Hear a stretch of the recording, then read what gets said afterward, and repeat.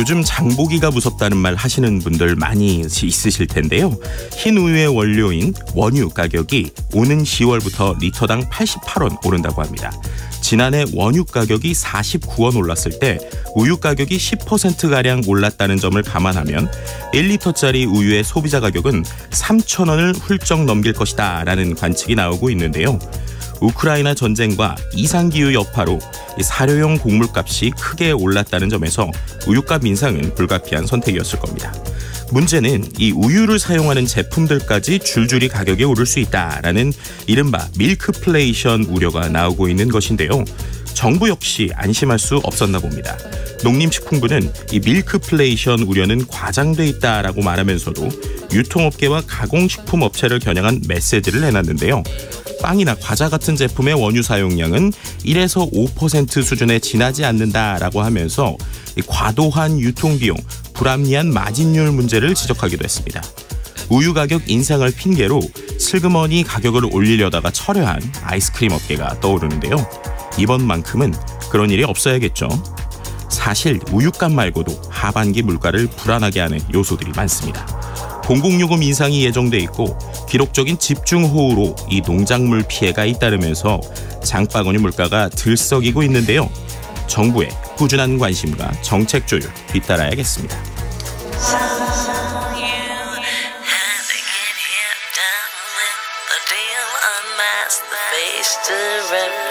The real what you feel, you and your everyday situations, all the unnecessary complications.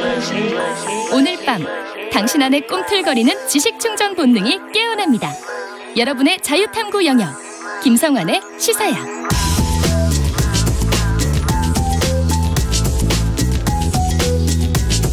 오늘 놓쳤던 뉴스 꼼꼼히 정리해드리는 뉴스야 시간입니다. 오늘은 곽재훈 프레시안 기자 나오셨습니다. 안녕하세요. 네, 안녕하세요. 네, 오늘 이 6.25 전쟁 정전협정을 맺은 지 70년이 되는 날이잖아요. 윤석열 대통령이 부산 유엔기념공원 찾아가서 참배를 했다고요? 네, 윤석열 대통령은 정전협정 70주년을 맞은 오늘 유엔 참전국 정부 대표단과 함께 부산 유엔기념공원을 찾아 참배했습니다. 세계 유일의 유엔군 묘지인 유엔기념공원은 유엔군 소속으로 싸운 국군 장병 36명을 비롯해서 네. 미국, 영국, 호주, 캐나다, 프랑스, 튀르키예 등 이 전몰 장병 2,320명의 유해가 안장되어 있는데요. 윤 대통령 부부는 이날 오후 그 말씀드린 대로 미국, 프랑스, 또 네. 캐나다, 호주 등 이제 24개국에서 온 대표단 50여 명과 함께 참배를 했습니다. 네, 역시 6.25 전쟁하면 우리가 미국을 빼놓을 수 없는데 이 조 바이든 미국 대통령도 메시지를 냈다고요? 네, 바이든 미국 대통령은 현지 시간 26일 낸 포고문에서 올해는 1950년부터 1953년까지 나란히 싸운 미군과 한국군 장병이 맺은 부술 수 없는 유대관계인 한미동맹의 70주년이라고 강조하면서 네. 우리가 오늘 누리는 안보와 안정을 지키기 위해 싸운 한국전쟁 참전 용사들을 기리자고 했습니다. 미국 대통령은 매년 한국전쟁 정전협정일에 맞춰서 포고문을 내는데요. 올해 포고문에는 작년과 마찬가지로 이 그러니까 북한을 향한 메시지는 따로 담진 않았습니다. 네, 그렇군요. 우리 정치권 움직임을 좀 살펴봐야 될 것 같은데 국민의힘은 북한의 비핵화를 촉구하는 결의문을 당론으로 채택했다고 하죠. 김기현 대표는 굴종, 그렇게 제가 좀 찾아보니까 뜻을 굽혀서 남에게 복종하다 이런 굴종이라는 표현까지 써가면서 전임 정권 또 민주당에 대한 비판의 메시지를 냈다는데 이 관련 소식도 좀 전해주실까요? 네, 국민의힘은 오늘 6.25 전쟁 정전협정 체결 70주년을 맞아서 참전 유공자 희생을 기리는 한편 전임 정권과 민주당을 향해서는 비난을 이어갔습니다. 네.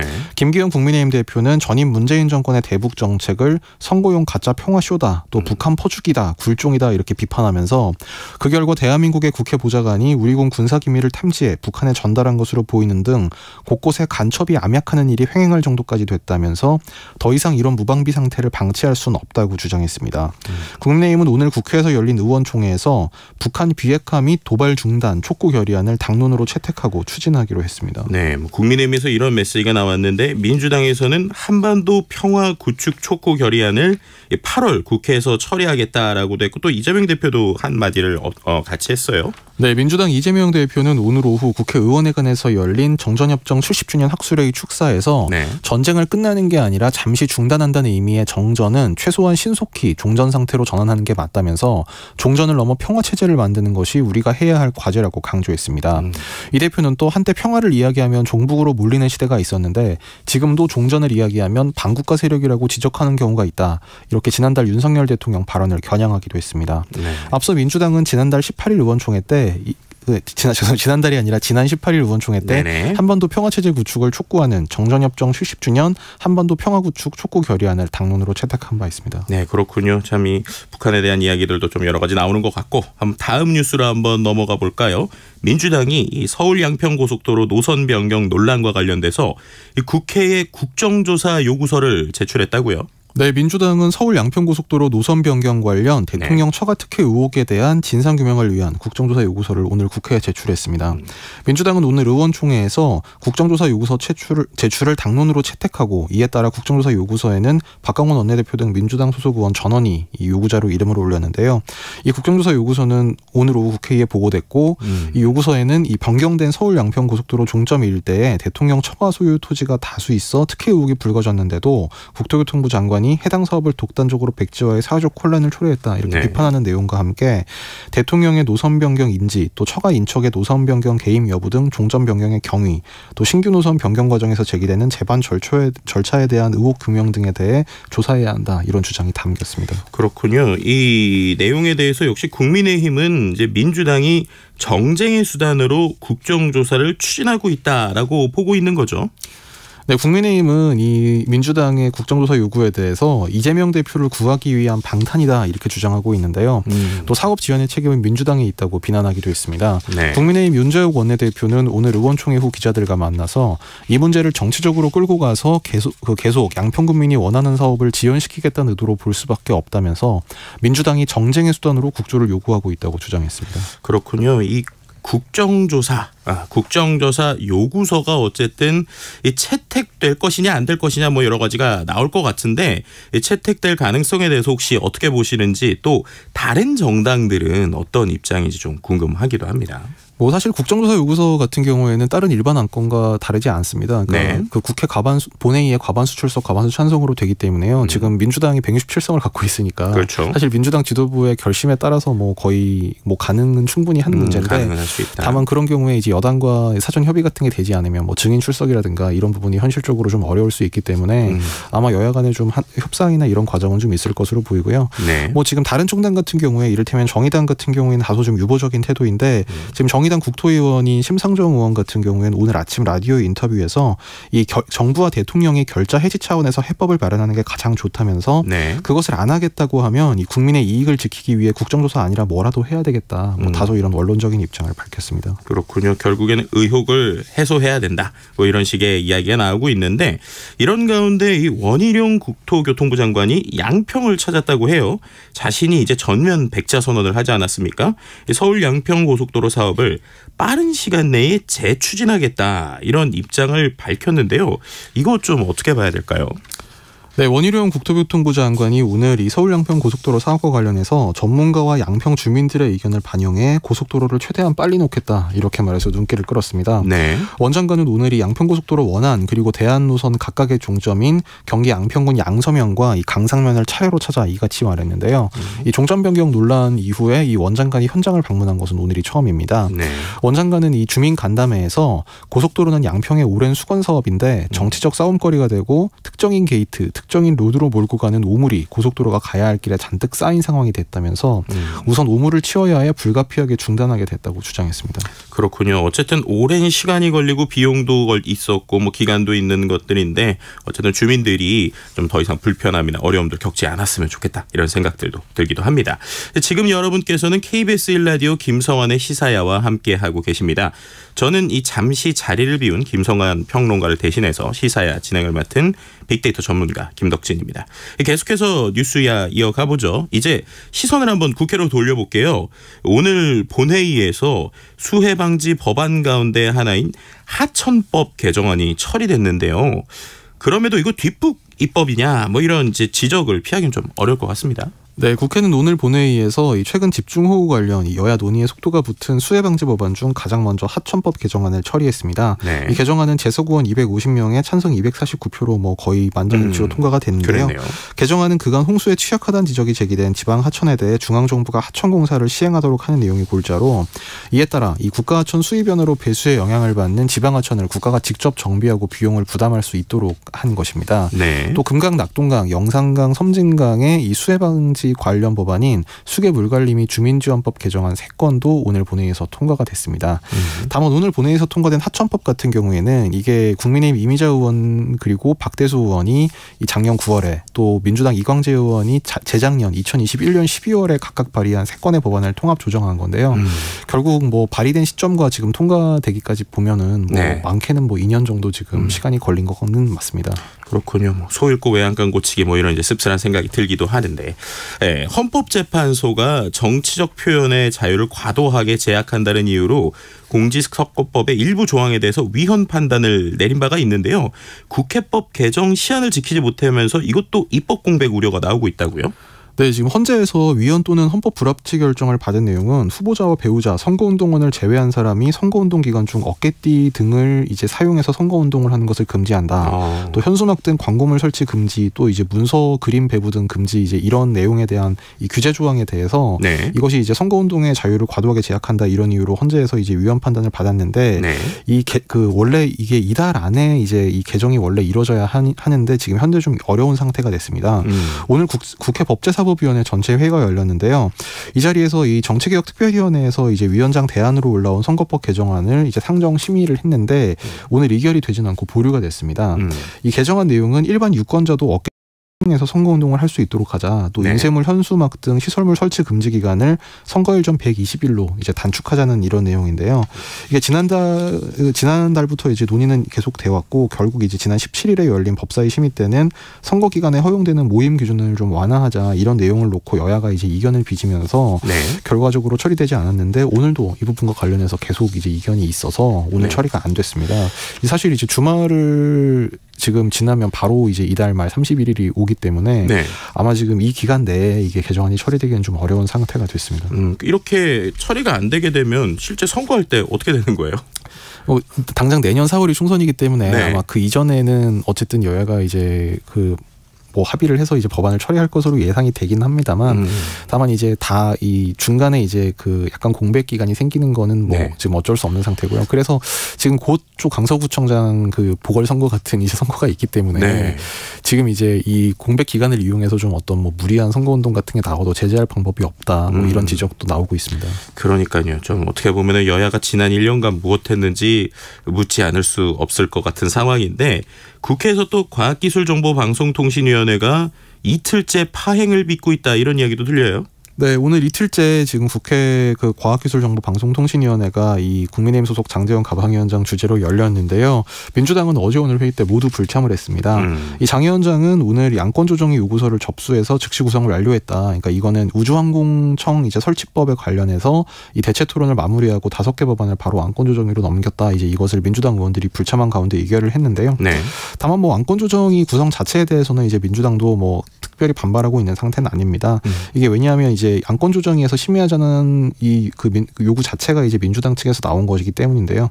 결과적으로 안건조정위는 민주당 조승래, 변재일, 이정문 의원 그리고 국민의힘 박성준, 윤두현 의원, 무소속 하영재 의원 등 6명으로 구성이 됐고 앞으로 이제 최장 90일간 이제 심의를 갖게 됩니다. 네, 뭐 이런 가운데 정부가 오늘 우주항공청 운영 방향을 발표했죠. 네, 사실 정부에서는 지금 정부 그리고 여당에서는 우주항공청 관련 이제 이걸 빨리 처리해야 된다 이런 네. 좀 뭐 드라이브 내지 압박을 강하게 걸고 있는데요. 뭐 이제 그런 일환으로 좀 평가가 되는데 오늘 과학기술정보통신부에서 우주항공청 설립 운영 기본 방향을 발표를 했습니다. 네. 연내 설립을 추진 중인 우주항공청 산하에 이 한국항공우주연구원 그러니까 항우연과 소위 천문연이라고 하는 한국천문연구원 등 기존 우주 관련 이 연구개발을 담당했던 내부 조직을 흡수한 것은 아니고 네. 대신 우주항공청 우주항공청 내에 이 우주항공 임무본부를 만들어서 이 조직이 외부 이제 연구개발 조직의 임무를 하달해서 이 업무를 추진하도록 한다. 또 이 그 우주항공청의 전체 조직은 300명 이내로 하고 뭐 필요시 점차 늘려나간다. 뭐 이런 내용이 골자입니다. 네. 우주항공청 인력 구성과 다른 기관과 업무 분장 등에 대해서 정부가 구체적인 계획도 없으면서 너무 밀어붙이고 있다. 야당에서 이런 비판이 나오고 있는데 여기에 대한 대응 차원으로 뭐 풀이가 되고 있습니다. 그렇군요. 근데 이게 참 우주항공청 두고 국민의힘 소속인 장재원 과방위원장은 우주항공청 특별법을 통과시켜준다면 위원장직에서 사퇴하겠다. 이런 입장을 밝히기도 했고요. 그런데 이제 민주당이 특별법 처리에 반대하는 이유가 궁금하기도 하고 또 한 가지 궁금한 게 항공우주연구원 같은 관계기관에서는 오히려 우려의 목소리 이런 걸 내고 있다고요? 네, 그러니까 민주당 같은 경우에는 이제 조금 전에 짧게 언급드린 대로 지금 이제 다른 기관과 업무 분장이 없는 조직을 새로 만드는 것이기 때문에 네. 원래 이제 그런 기능을 하는 그런 국가기관들과의 관계는 어떻게 되는 것이냐, 뭐 이런 부분에 대해서 좀 이의 제기를 하고 있습니다. 이 과방위 민주당 간사인 조승래 의원 등 야당 과방위원들은 오늘 이 과방위 회의에는 불참하고 대신 국회 기자회견을 열었는데요. 네. 이 회견에서 이 조 의원 등은 장 위원장 성화에 못 이겨 다급히 발표한 이 정부의 기본 방향은 문제투성이다 이렇게 지적하면서 조직은 엉성하고 기능은 모호하다. 또 엉뚱한 기관을 설립해 국가우주 100년 대계를 망치려 한다는 우려가 있다. 이렇게 비판했습니다. 이들은 연구 현장은 정부의 엉터리 우주항공청 구상에 분노로 들끓고 있다면서 정부 구상은 연구 역량을 해체하고 국가 우주 역량을 저해할 수 있다는 전문가들의 우려가 합리적이다. 이렇게 주장을 하기도 했습니다. 또 전국과학기술노동조합 항우연 지부도 오늘 그 입장 자료를 내서 우주개발 탐사를 담당하던 항우연과 천문연은 임무센터라는 명목으로 쪼개져서 해체될 것이라면서 국가 우주개발 역량은 분산되고 국가적 차원의 우주 역량 전략을 후퇴시키는 결과를 가져올 것이라고 우려했습니다. 네, 선진국들이 정말 요즘에 우주에 대한 투자가 대단한데 우리도 이제 투자할 필요는 있는데 확실히 어느 정도 현장의 목소리를 좀 들어야 되지 않나 뭐 이런 생각도 들기도 합니다. 화제를 좀 바꿔보죠. 법무부가 방송인 김어준 씨에 대해서 법적 조치를 예고했다는데 이거 어떤 얘기입니까? 네, 어제 국회 법제사법위원회가 열렸고 여기에 한동훈 법무부 장관이 출석을 해서 네. 국회에서 야당 법사위원들과 이제 질의 답변을 주고받은 내용 중에 이 검찰 업무 추진비 영수증 관련해서 그 검찰에서 이제 공개한 정보가 좀 부족하다 야당 의원들이 이렇게 지적을 한 바가 있었는데요. 여기에 대해서 한동훈 법무장관이 해명한 내용에 대해서 이 방송인 김어준 씨가 헛소리다 이렇게 언급한 것에 대해서 법무부가 법적 대응을 하겠다고 오늘 밝혔습니다. 네. 법무부는 국민을 속이려는 의도의 김어준 씨의 거짓 주장에 대해 법무부는 필요한 법적 조치 등을 취할 것이라고 오늘 언론에 공지했습니다. 네, 그 해명한 내용을 봤더니 이제 한동훈 법무장관이 국회에서 영수증 잉크가 휘발된 것일 뿐 검찰 특활비를 무단 폐기한 적은 없다. 뭐 이런 입장을 밝혔잖아요. 근데 여기에 대해서 또 반박 입장도 나왔다고요?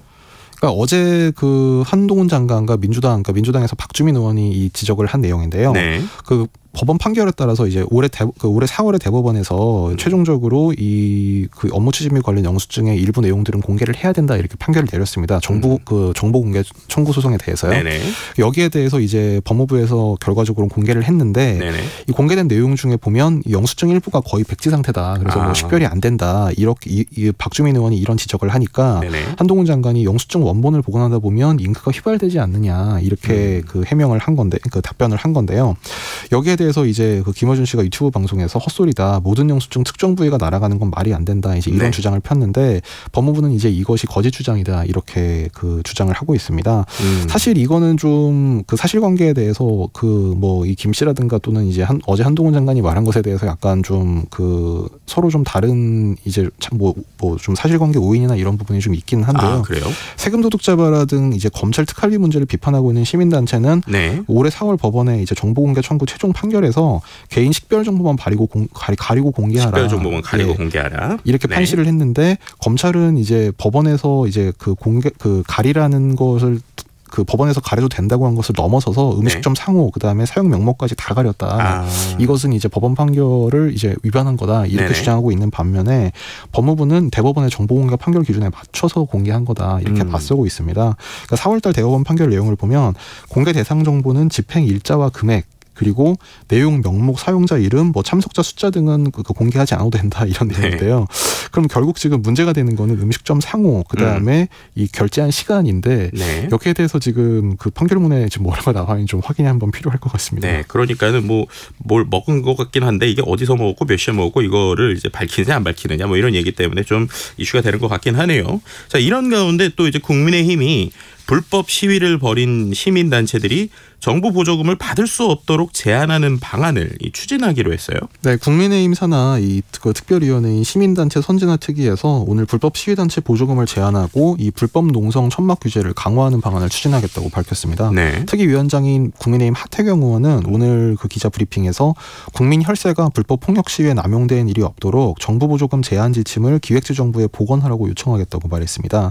하 의원은 기재부에 원래 보조금 제한 지침이 있었는데 문재인 정부 때 이 불법 집회 관련 통계를 없애면서 지침도 자동으로 사라졌다면서 이런 주장을 했습니다. 그렇군요. 이 국회의 윤리특별위원회가 또 오늘 거액의 가상자산을 보유해서 논란을 빚은 무소속 김남국 의원을 징계안을 논의했다고요? 네, 국회 윤리특위는 거액 가상자산 보유 및 이 상임위 도중 거래 논란으로 민주당을 탈당한 김남국 의원 징계안의 본격 심사를 시작했습니다. 네. 윤리특위는 오늘 오후 전체 회의에서 이 김 의원 징계안을 상정하고 이것을 특위 내 1소위로 회부시켰는데요.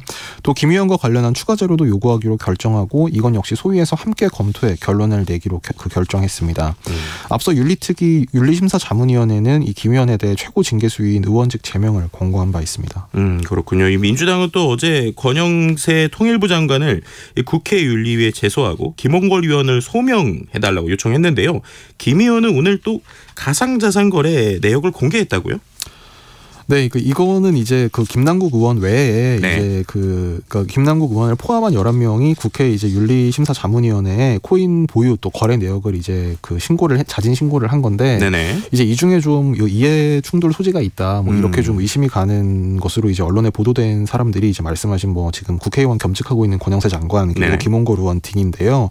그 김홍걸 의원은 오늘 자신의 가상자산 거래 내역을 공개하면서 가상자산과 무관한 외교통일위원회 소속이었다. 그래서 이해 충돌 여지가 없다. 이런 주장을 폈습니다. 이 김 의원은 그 외통위 전체회의가 열린 2021년 4월 20일 이 두 건의 매수가 있다는 점은 인정을 하면서도 다만 상임위 및 본회의 시간에는 절대 거래하지 않았고 이 경우 자신이 설정한 예약 거래가 이뤄진 것이라고 해명했습니다. 김 의원은 앞서 자신의 투자 금액에 대해서는 그 지금 이틀 전 낸 보도자료에서 그 2021년 3월부터 1억 5천만 원을 투자했다가 90% 손실을 보고 올해 2월 약 1억 1천만 원을 대부분 비트코인에 투자했다 이렇게 밝힌 바가 있는데요.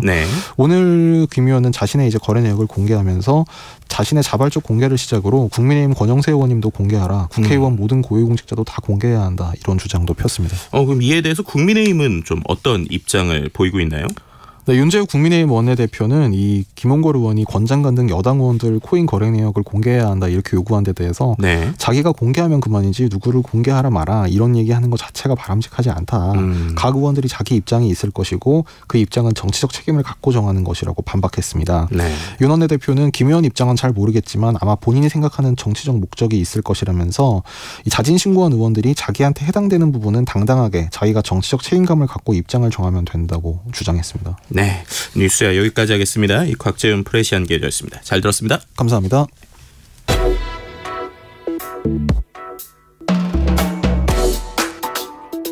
더 나은 내일을 준비하는 시간 KBS 1라디오 김성환의 시사야.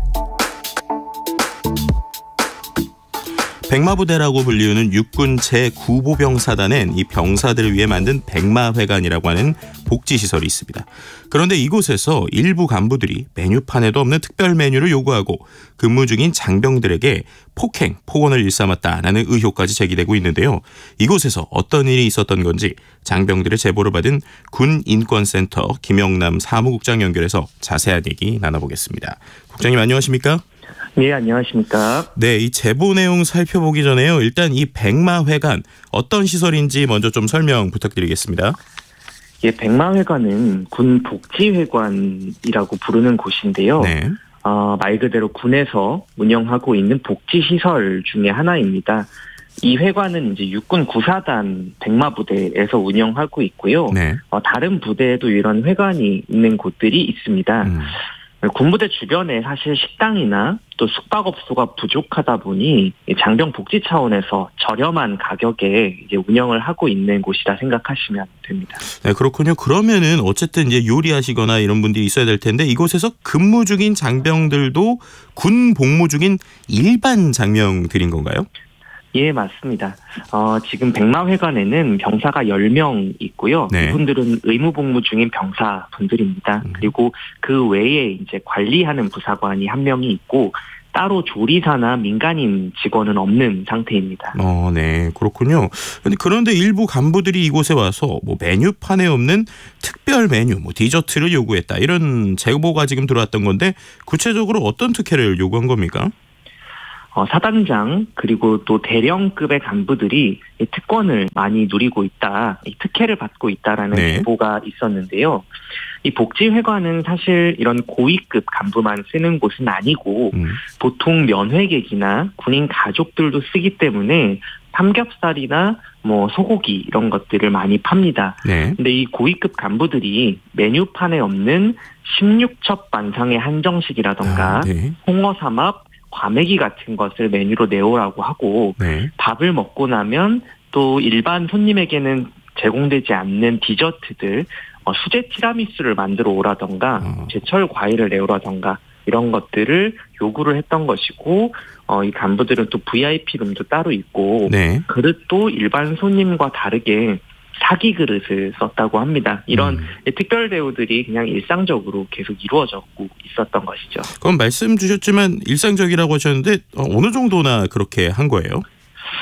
저희가 일단 지난해 10월부터 올해 6월까지를 좀 파악을 해봤는데요. 네. 고위급 간부들이 120번 정도 회관을 120번. 예약을 했는데 네. 메뉴판에 없는 걸 시켜 먹은 횟수가 한 70에서 80번 정도가 절반 됩니다. 이상이네요. 네, 맞습니다. 그런데 또 이런 일이 최근에 좀 안타까운 일이죠. 고 최수근 상병의 장례 기간에도 있었다 이런 얘기가 들려요. 예, 너무 안타까운 일입니다만 네. 이 장례 기간이 있었던 지난 21일에도 사단장 등의 5명 고위급 간부가 회관에 모여서 이제 술을 마신 일이 있다고 합니다. 그렇군요. 이 고위급 간부들이 그런데 이 복지회관을 쓸 때 이 사적인 용도로 사용한 정황도 포착됐다 이런 얘기 나오는데 어떤 용도로 방문했던 겁니까? 일단 지금 육군본부에서 군수참모부장을 맡고 있는 전임 사단장이 네. 그 사단장 재임 시절에 자기가 다니는 교회 신자들 25명에게 이 16첩 반상 한정식을 대접을 한 적이 있고요. 네. 그리고 자기가 직접 가는 자리도 아닌데 자기 이름으로 이 교회 장로를 위해서 예약을 잡아준 적도 있습니다. 네. 그래서 VIP룸을 사용할 수 있게 했고요. 그다음에 어떤 간부는 이제 딸 상견례를 여기 회관 VIP룸에서 진행하면서 특별 대접을 받은 분들이 있고 네. 또 가족들하고 사적으로 이곳에 식사하러 올 때도 이런 대접들을 같이 또 받았다라고 합니다. 그렇군요. 제가 제일 궁금했던 내용인데 원래 있는 식사가 아니라 뭐 16첩 반상의 한정식도 만들고 또 과메기에 수제 티라미수까지 뭐 상견례를 위한 음식까지 만들 수준의 요리를 하려면 적어도 사회에서 요리를 업으로 했거나 뭐 전공으로 배워야 가능할 것 같은데 그러면 어쨌든 의무병이잖아요. 의무병사들 중에 이런 전공을 한 사람들이 이곳에 배치가 된 겁니까? 꼭 그런 건 아니라고 하는데요. 그렇습니까? 대부분은 조리와는 관계가 없는 병사들인데 네. 이전에 이제 또 선임 병사들이 있다 보니까 계속 전수하는 방식으로 음식하는 법을 이제 배워왔다고 하고 네. 사실 이 회관에 규정에 따라서 배치될 수 있는 병사는 2명입니다. 2명입니까? 지금 10명이 있지 않습니까? 그러니까요. 원래는 이 인력을 그러니까 2명을 초과하게 되면은 민간인을 채용하게 돼 있는 게 규정입니다. 근데 이 규정을 위반하고 8명이나 더 배치를 해뒀던 것이죠. 그렇군요. 뭐 전수도 받고 8명 원래 민간인 배치돼야 되는 거에 군인들이 다 들어갔고 그럼 이렇게 이곳에서 일하는 회관병들이 경무에 시달렸다고 하는데 어느 정도로 도대체 업무 강도가 있던 겁니까? 저희가 회관병들 근무 시간을 좀 알아보고 계산해보니까 주당 평균 68시간 정도를 근무를 했더라고요. 주당 68시간이요? 이게 최소치입니다, 거의. 아, 이게 최소치입니까? 예. 쉬는 날은 월요일 하루밖에 없고요. 네. 그마저도 월요일에는 뭐 사단장이 오는 행사가 있거나 하면은 또 출근을 했다고 하고요. 네. 퇴근을 거의 매일 밤 11시에서 12시쯤 했다고 하니까 아주 근무 강도가 셌다고 볼 수가 있습니다. 아, 그러니까요. 이 정도면은 만약에 진짜 요리사분이라고 했으면 월급을 엄청 줘야 될 것 같은데, 아, 참. 그래서 병사들이 결국 병까지 얻었다고 들었습니다. 예. 두 분의 병사가 이제 무릎에 물이 차는 병에 걸렸고, 한 명은 증세가 심해서 지금 한 달째 병원에 입원하고 있는 상황입니다. 그렇군요. 참, 이 무릎에 물찰 정도면은 거의 이제 계속 서서 뭐 이러지 않았을까 이런 생각이 들기도 하는데, 뭐 거기에다가 이뿐만 아니라 폭언, 폭행에 시달렸다 이런 제보도 있었다고요? 네, 회관을 관리하는 그 부사관이 폭언 폭행을 했다는 것인데, 병사들을 때리고 평소에 욕설도 많이 한 것 같고요. 네. 사실 관리관이 이 회관이 소화할 수 있는 범위에서 손님 예약도 받고, 그다음에 지휘관들이 무리한 요구를 하면 적절히 조정하는 역할도 해줘야 되는데, 그렇죠. 보통 그런 일을 하는 관리관이 그렇죠.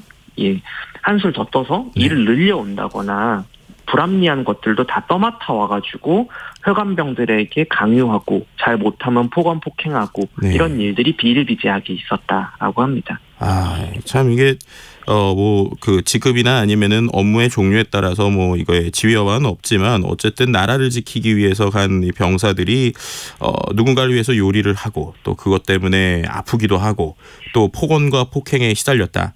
참 씁쓸한데요. 특히 이제 또 업무량이 너무 많다면서 관리관에게 문제를 제기한 병사들 대상으로 괴롭힘이 더 심해졌다. 뭐 이런 얘기도 들리고 있고, 또 이번 제보 이후에 더 괴롭힘이 심해지지 않을까 걱정도 되는데, 지금 육군에서는 어떤 조치를 취하고 있습니까? 예, 어제 저희가 문제 제기를 처음 한 뒤로 지금 백마회관은 운영이 중단된 상태입니다. 아, 예, 운영 중단시켰나요? 예, 네. 회관병들과 관리관이 마주치고 있는 상황은 아닌데요. 네. 오늘 육군 본부에서 이제 감찰을 개시하고 다녀갔습니다. 그리고 뭐 언론에도 엄중히 처리하겠다라는 입장을 밝혔는데요. 사실 지금 이 전임 사단장이 특혜대우나 갑질에 깊게 연루가 돼 있는 그런 상황인데, 네. 이분이 지금 육군 참모총장의 참모보직을 수행을 하고 있다 보니까 육군에서 감찰을 하게 되면 과연 공정한 감찰이 될 수 있을까 이런 우려도 조금 있습니다. 그렇기 때문에 사실은 그 국방부로 좀 끌어올려서 감사를 해야 되는 일이 아닌가 이렇게 좀 생각을 하고 있습니다. 그렇군요. 이게 말씀해 주신 것처럼 원래 요리를 못했었던 아니면 잘 익숙하지 않았던 친구들이 뭐 16첩 반상 뭐 이런 것까지 하는데 전수가 됐다라고 하면은 이게 분명히 그 위에서부터 이렇게 내려왔으니까 이렇게 될 것 같다라는 좀 추정을 합리적으로 좀 해볼 수 있을 것 같은 생각이 들기도 하고요. 또 이런 문제가 비단 이 백마회관만의 문제는 좀 아닌 것이 아닌가라는 생각도 들기도 하는데, 이거에 대해서는 좀 어떻게 볼 수 있을까요? 예, 육해공군에 다 회관이 있는데요. 그렇죠. 오늘 이제 국방부와 육군에서 모든 회관의 운영 실태를 다 점검해보겠다고 하기는 했습니다. 네, 그렇군요. 확실히 좀 전반적인 점검이나 조사가 좀 필요할 것 같다라는 생각이 들기도 합니다. 그리고 어쨌든 만약에라도 뭐 다른 곳에서 이런 문제가 없었다고 하더라도 말씀 주셨던 것처럼 원래 여기에는 2명만 배치가 되고 나머지는 민간인을 써야 되는 상황이었는데, 복지시설을 군 복무 중인 장병들의 노동력을 투입해서 운영하는 것이 맞나라는 의견이 들기도 해요. 그 2명조차도 이게 맞나라는 생각이 들기도 하고, 실제로 지금 채팅창에서 뭐 군인들이 이렇게 서빙하는 걸 보고 신기했다 뭐 이런 식의 의견들도 좀 댓글로 주시고 있는데, 복지시설을 군 복무 중인 장병들의 노동력을 투입해서 운영하는 것들, 사무국장님은 이거에 대해서 좀 어떻게 생각하십니까? 예. 기본적으로 이제 민간에서 좀 운영을 해야 되는 부분이라고 생각을 하고요. 네. 이 복지회관은 부대 바깥에 있습니다. 그래서 민간인들도 접근하기가 용이합니다. 그래서 요건만 맞추면 여기를 다 이용할 수가 있어요. 지금 민간인들도. 네. 근데 이곳이 이제 가격이 저렴합니다. 음식값이. 그게 사실은 장병들의 노동력을 투입해서 운영을 하다 보니 인건비가 안 들기 때문이거든요. 근데 복지회관이 존재하는 이유는 장병들에게 복지 혜택을 주기 위해서인데 저렴한 가격으로 복지 혜택을 줄 수 있는 이유가 다른 장병의 노동력을 갈아 넣어가지고 운영이 되는 거라면 이건 잘못된 혜택인 것이죠. 국가에서 군인들에게 혜택을 주고 싶으면 네. 국가 예산을 투입해서 가격을 낮추던지 네. 아니면 군 골프장 같은 다른 복지시설에서 발생하는 수익을 활용해서 이곳에선 좀 싸게 운영을 하든지 이렇게 하는 게 바람직한 것이지 이 의무복무하러 국방의 의무 이행하러 온 병사들을 착취해가지고 혜택을 주는 건 아주 부적절한 일이라고 생각이 됩니다. 네, 그렇군요. 우리가 소위 식당에서도 가끔씩 종종 이게 갑질하는 어떤 손님들 때문에 이 알바생들이 상당히 힘들고 피곤하고 힘들고 뭐 이럴 때들도 있죠. 근데 그러더라도 내가 받는 월급 때문에 뭐 참아야지 이런 생각을 하는 분들도 있는데 이 군대에서는 제대로 된 이 월급도 받지 못하는 상황에서 똑같이 분명히 식당이기 때문에 약간은 뭐라고 할 수 있거나 약간 비난하는 소위 갑질하는 손님들도 있을 것 같다라는 생각이 들기도 하는데 이럴 때면은 이 군인들이 소위 나 지금 뭐 하는 건가 라고 하는 현타가 좀 들지 않을까 이런 생각이 저도 개인적으로 좀 들기도 합니다. 그럼 이제 이런 사태 해결을 위해서는 어떤 노력이 좀 필요할 것으로 보이시나요? 예, 지금 이 내용들을 좀 들여다보면은 네. 사실 이게 남의 집 종살이 수준이나 좀 다름이 없습니다. 네. 나라를 지키러 간 병사들이 서빙복 차려입고 그다음에 고위급 간부들 술 나르고 뭐 심지어 보면 말 모양으로 여기 백마부대가 그 백마가 마크다 보니까 네. 식빵을 말 모양으로 깎아서 스테이크 가니쉬를 만들어서 막 올리고 이런 일까지 합니다. 그거를 일반 그러니까 요리를 배우지 않은 사람들이 이제 그렇게 한다는 거죠? 그렇죠. 네. 그리고 티라미수에다가 뭐 사단장의 출신 학교 마크를 새겨놓고 그래서 동문회 모임을 하는데 대접하고 그러니까 이 실제 회관병 분들도 이런 얘기를 하십니다. 그러니까 내가 군복무를 하러 왔는데 군복무하러 온 것인지 식당에 일하러 온 것인지 잘 모르겠고 왜 이런 일을 이렇게 68시간씩 한 주에 해야 되는지 잘 모르겠다. 그러니까 이게 필요한 일이라면 하겠는데 아무리 봐도 불필요하고 부당한 요구들이 너무 많다 보니까 좀 자괴감이 든다라는 말씀들을 하십니다. 네. 저는 이제 이번 갑질 사건을 좀 성역 없이 조사하고 네. 관련자들이 응본의 책임을 져야 한다고 보고 있고요. 이 병력이 사실 계속 줄어들고 있습니다. 인구가 줄어드니까요. 그렇죠. 이렇게 병력이 부족한 마당에 회관 운영 같이 민간에서 할 수 있는 일들은 민간에 맡겨야 된다라고 봅니다. 그러니까 병사들을 아무데나 그냥 갖다 쓸 수 있다라는 인식이 아직도 우리 군에 어딘가에는 이렇게 남아 있는데요. 네. 이런 인식부터 좀 바꿔내야 된다라고 보고 있습니다. 네, 오늘 말씀 여기까지 듣겠습니다. 지금까지 김영남 군인권센터 사무국장이었습니다. 고맙습니다. 예, 감사합니다.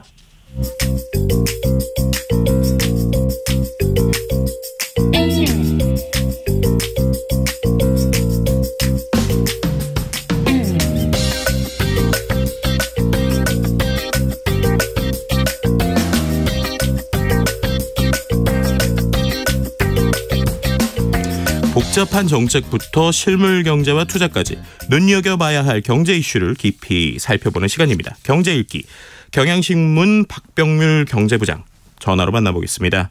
부장님 안녕하십니까? 네, 안녕하세요. 네, 오늘 2023년도 세법 개정안이 발표됐는데요. 먼저 내용을 좀 정리해 주시겠어요? 네, 정부는 매년 이제 이맘때면 내년도 그 세법 개정안을 발표를 하는데요. 네. 이렇게 발표를 하고 나서 그 내용은 이제 연말에 그 국회를 통과하게 되면 이제 내년부터 이제 시행이 되는 그런 이제 내용들입니다. 네. 이제 어김없이 오늘도 이렇게 발표를 했는데 그 올해 그 세법 개정안 특징부터 일단 말씀을 드리면 네네. 지난해와 비교를 하면 별 내용이 없다. 이렇게 말씀을 드릴 수가 있을 것 같습니다. 네. 그래서 실제로 기재부도 작년에는 그 세제 개편안 이런 말로 썼는데요.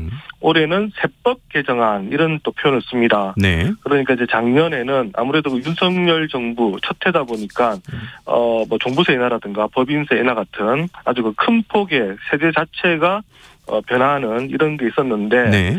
올해는 약간의 그 미세 조정을 한 것 빼고는 없기 때문에 세제 개편안이라는 말을 썼다. 이제 이런 얘기를 하고 있습니다. 또 뭐 현실적인 여건 그리고 환경상 이 정권 2년 차에 대대적인 또 하나 이제 개편을 하기는 어려웠다. 이게 이제 기재부의 설명입니다. 다만 이제 그 저출생 문제 계속 얘기가 나오다 보니까 이번에는 이제 이와 관련해서 이제 세법 개정안에 이제 좀 일부 담겨 있습니다. 하지만 아주 뭐 파격적이다 이렇게 보기는 어렵고요. 대부분이 이제 기존의 세제 지원을 확대하는 게 이제 대부분인데 여기서 이제 뭐 몇 가지 이제 언급을 해드리면 일단 그 혼인할 때 증여 공제가 일단 처음으로 이제 적용이 됩니다. 증여 공제요? 네, 이건 이제 첫 시행이 되는데요.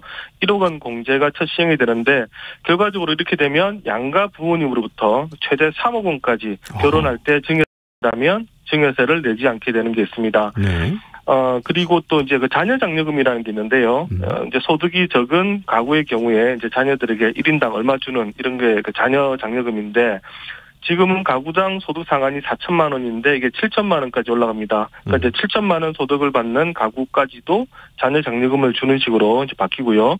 그리고 이제 자녀 1인당 최대 80만 원 주던 게 이제 100만 원으로. 그러니까 이 자녀 장려금은 대상도 확대되고 이제 금액도 확대가 됩니다. 그리고 또 이제 많은 분들이 좀 관심을 가질 만한 게 보니까 영유아에 대한 의료비세 공제. 지금은 1년에 700만 원 한도가 있는데 이 한도가 이제 사라집니다. 그리고 또 산후조리 비용, 지금은 이제 급여액 한도가 있는데요. 이것도 이제 내년부터는 만약 국회를 통과한다면 이 총급여액 한도가 이제 사라지기 때문에 모든 근로자가 산후조리 비용에 대해서는 세액 공제를 받을 수 있는 그런 식으로 이제 제도가 바뀌게 됩니다. 네, 그렇군요. 저는 가장 눈에 띄는 게 결혼할 경우 최대 3억까지 증여세를 내지 않고도 받을 수 있다라는 얘기인데 조금만 더 구체적으로 이 부분 설명해 주시겠어요? 네, 이게 뭐 지난해 그 하반기 경제정책 방향에 언급이 됐던 내용인데요. 다만 이제 그 추가적인 공제 액수가 얼마냐, 요것만 이제 공제가 되지 않았습니다. 오늘 이제 정부 발표를 보면 부모나 조부모 등 그 직계 존속으로부터 혼인 신고를 전후해서 그 전 2년, 후 2년 이렇게 총 4년 이내에 재산을 증여받는 경우에 현재 적용되고 있는 기본 공제 5천만 원에 대해서 더해서 그리고 이제 1억 원 추가를 공제를 해주겠다 이렇게 밝혔습니다. 이제 지금도 보면 이제 증여세 우리가 이제 증여를 받게 되면 이 공제가 10년간 5천만 원까지는 공제를 받을 수 있습니다. 그런데 여기서 이제 결혼할 경우에는 1억 원을 추가로 이제 더해 준다라는 얘기인데 그러니까 이제 1인당 1억 5천만 원까지는 결혼할 때 증여를 받으면 이제 세금을 한 푼도 안 내도 된다는 얘기고요. 만약에 이제 그 남편과 아내 두 사람이 이제 양가에서 각각 1억 5천만 원씩 증여를 받는다면 최대 3억 원까지는 증여를 받더라도 세금을 안 낸다 이 얘기입니다. 그럼 이게 이제 지금과 보면 어떻게 다르느냐 또 궁금할 텐데요. 지금은 이제 그 각각 공제가 5천만 원까지 되니까 사실 이제 1억 원 받을 때까지는 뭐 지금까지도 그러니까 두 사람 합쳐서 1억 원 받을 때까지는 이제 세금을 안 냅니다만 나머지 차익 2억에 대해서 이제 세금이 원래는 붙는데 이제 이게 이제 감면이 되는 겁니다. 현행법을 보면 1억 원에 대해서 증여세 이제 10%가 붙는데요. 이거 이제 자진 신고 안 한다 치고 그냥 단순하게 계산을 하면 그러니까 1억 원 지금 이제 부모님한테 증여받으면 1,000만 원 세금을 내도록 되어 있습니다. 그러니까 이제 1억 원 공제 합쳐서 두 개 2억 원 공제해 준다고 하니까 만약에 양가 부모님으로부터 총 뭐 2억 원을 추가로 더 이제 그 증여를 받는다 이러면 2천만 원 세금을 절세할 수 있다. 2천만 원 아낄 수 있다. 네, 지금보다 이렇게 보시면 됩니다. 근데 다만 여기서 또 저희가 주목을 해야 될 게 이 증여세는 누진세입니다. 증여액이 많을수록 이 세금이 높아지는 이제 그런 체계인데요. 제가 이제 계산을 해보니까 이 과표 기준으로 보니까 만약에 1억 원이 아니라 5억 원 이하로 받는다면 최대 2천만 원까지 세금이 절감되고요. 10억 원 이하까지 받는다면 3천만 원, 그리고 30억 원 이하로 증여를 받는다면 이제 4천만 원, 그리고 최대로 보면 이제 5천만 원까지 증여세를 적게 낼 수가 있습니다. 물론 이렇게 이제 최대 증여를 받는 경우는 증여받는 액의 절반을 세금으로 내기 때문에 저희가 세무사들한테 물어보니까 고자산가들은 이제 이런 식으로 최대까지 해서 증여하지는 않는다라고 얘기를 합니다만 어쨌든 산술적으로는 이번 조치로 인해서 받을 수 있는 증여세 감면액은 최대한 5천만 원까지 이렇게 수치적으로 이제 볼 수가 있을 것 같습니다. 이제 기술적으로 좀 말씀드리면 만약에 그럼 증여를 받을 때 현금이 아니라 부동산, 주식, 가상자산 이렇게도 받을 수가 있는데요. 네네. 이런 경우는 이제 세법에 따라서 가액을 평가한 뒤에 공제를 적용을 받게 되고 특히 이번 조치 중에 이제 눈길이 가는 게 재혼을 할 때도 똑같이 결혼자금 증여 공제 혜택을 이제 받을 수가 있습니다. 이런 혼인에 따른 증여재산 공제 만약에 국회를 통과한다면 내년 1월 1일 증여분부터 이제 적용이 되는데요. 만약에 이제 올해 내가 결혼을 했을 경우 또 궁금하실 텐데 네. 올해 결혼을 했는데 하고 나서 올해 만약에 결혼자금을 증여받으면 이 공제 혜택이 소급 적용이 되지 않습니다. 올해 결혼을 했더라도 내년에 증여를 받는다면 이제 공제가 되는데요. 앞서 말씀드린 것처럼 결혼 후 2년까지 공제가 가능하기 때문에 이제 그렇습니다. 그리고 만약에 증여를 받은 뒤에 결혼이 무산된다면 그리고 이제 3개월 내에 내 재산을 반환을 하면 처음부터 이제 증여가 없었던 것으로 이렇게 또 간주한다고 합니다. 네, 그렇군요. 그러니까 기본 한 2천만 원, 최대 5천만 원까지 이 증여세를 줄일 수 있다. 적지 않은 금액인데 이렇게까지 감면해주는 이유 뭔가요? 일단 정부는 그 저출생 대책이다 이렇게 얘기를 하고 있습니다. 네. 결혼을 일단 해야 아이를 낳을 수가 있고 그러기에 이제 상대적으로 저출생을 해결할 수 있는 하나의 이제 방법이다 보니까 이제 결혼을 장려하는데 이 같은 대책이 도움이 된다 이렇게 보고 있습니다. 그리고 또 이제 현실적으로 보면 이 자녀에 대한 증여세가 아까 말씀드린 것처럼 지금 5천만 원으로 공제가 묶여 있는 게요. 지금 한 10년 됐습니다. 당시에 5천만 원으로 정했을 때도 이제 우리 그 국민 정서상 결혼할 자녀에게 전셋값 정도는 이제 부모가 마련해 주는 게 가능하지 않느냐. 그래서 이제 5천만 원으로 상정을 했다는 게 기재부 얘기인데요. 네. 근데 이제 지난 10년간 물가가 오르고 집값도 많이 뛴 만큼 전셋값 기준으로 본다면 한 1인당 1억 5천까지는 해줄 수 있는 것 아니냐. 그래서 이제 1억 5천으로 정했다라는 게 이제 기재부의 설명입니다. 아무래도 이제 이렇게 전세를 구하는데 부모님이 도와줄 수 있다면 결혼 비용 부담이 줄어들고 결혼하기 좀 쉽지 않겠느냐라는 게 기재부 오늘 추경호 부총리의 이제 설명이기도 합니다. 네, 그렇군요. 근데 의견들이나 댓글들 보더라도 돈 있는 사람들 증여세 줄여서 좋겠다. 이런 얘기도 나오는데 결혼하는 자녀에게 3억 원을 지원해 줄 수 있는 부모님이 흔치는 않을 것 같거든요. 이거 문제는 없을까요? 맞습니다. 이게 3억 원 지원한다면 사실상 제가 먼저 생각해 볼 수 있는 게 현금 지원을 한번 생각을 해볼 수 있을 텐데요. 네. 부모님이 1억 5천을 나도 결혼했다고 줄 수 있는 부모님 그렇게 우리는 많지는 실제로는 아닐 것 같은데 이게 지금 여러 가지 또 문제를 저희가 제기를 할 수 있는 게 있는데요. 네. 하나는 아까 그 공제해주는 기간이 좀 긴 것 아니냐. 그렇죠. 2년에서 2년. 네, 결혼 전 2년, 결혼 후 2년인데 네. 이러면 꼭 그 전셋값 마련이 아니라 네. 일반적인 증여 용도로도 사용될 수 있는 것 아니냐 이제는 지금 제가 지적을 할 수가 있을 것 같습니다. 네. 기재부는 이렇게 넓게 잡은 이유가 실제 결혼하는 거 그리고 혼인 신고일 그리고 전셋집 마련 시기 이런 사례들이 이제 각기 다르다 보니까 결혼 전후로 2년씩은 해서 4년까지는 우리가 인정을 해줘야 된다 이런 얘기인데. 조금 납득하시는 분도 있을 것이고 네. 아마 못하시는 분도 좀 있을 것 같고요.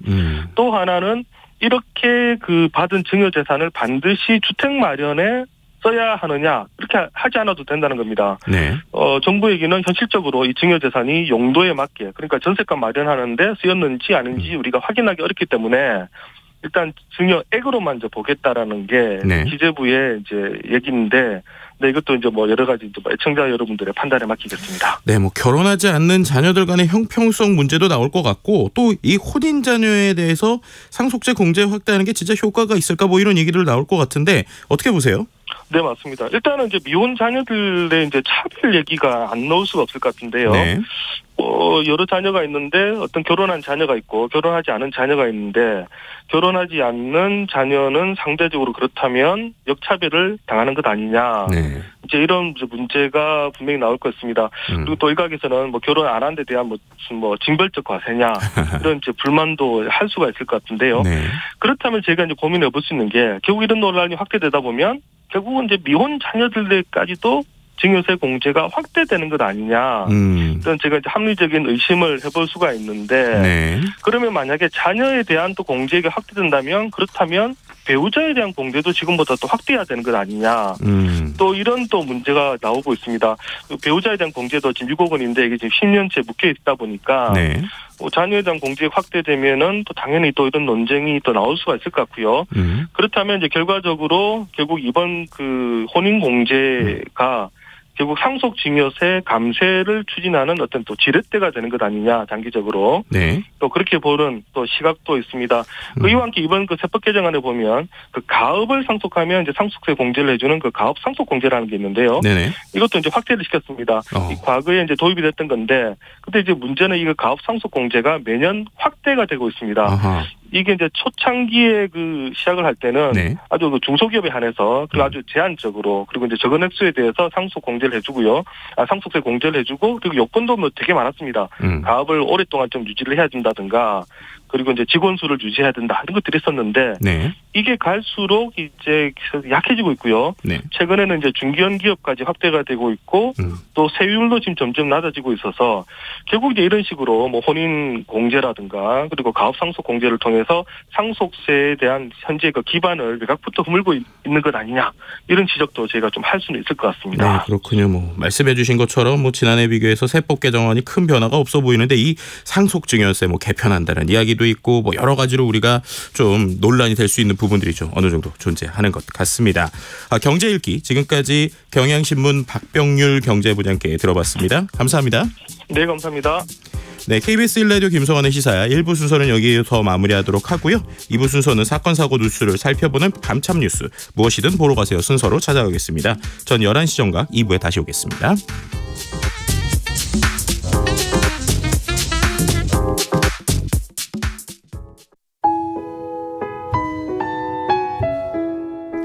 청취자 여러분, 위기가정을 찾아주세요. 어려운 경제 상황 속에서 긴급한 경제적 지원이 필요한데도 복지 사각지대에 놓여 있어 아무런 지원도 받지 못하고 극한 상황으로 내몰리고 있는 위기가정이 늘고 있습니다. KBS 강태원 복지재단에서는 사회안전망에서 벗어나 위기에 처해 있는 가정을 발굴해 긴급 지원하는 사업을 진행합니다. 여러분 주위에 스스로의 힘만으로는 도저히 일어설 수 없는 힘든 이웃이 혹시 있는지 찾아봐 주세요. 우리 사회의 건강한 구성원으로 신속히 복귀할 수 있도록 KBS 강태원 복지재단이 작은 힘을 보태겠습니다. 여러분의 제보 전화를 기다립니다. KBS 강태원 복지재단 제보 전화 1533-0900, 1533-0900입니다.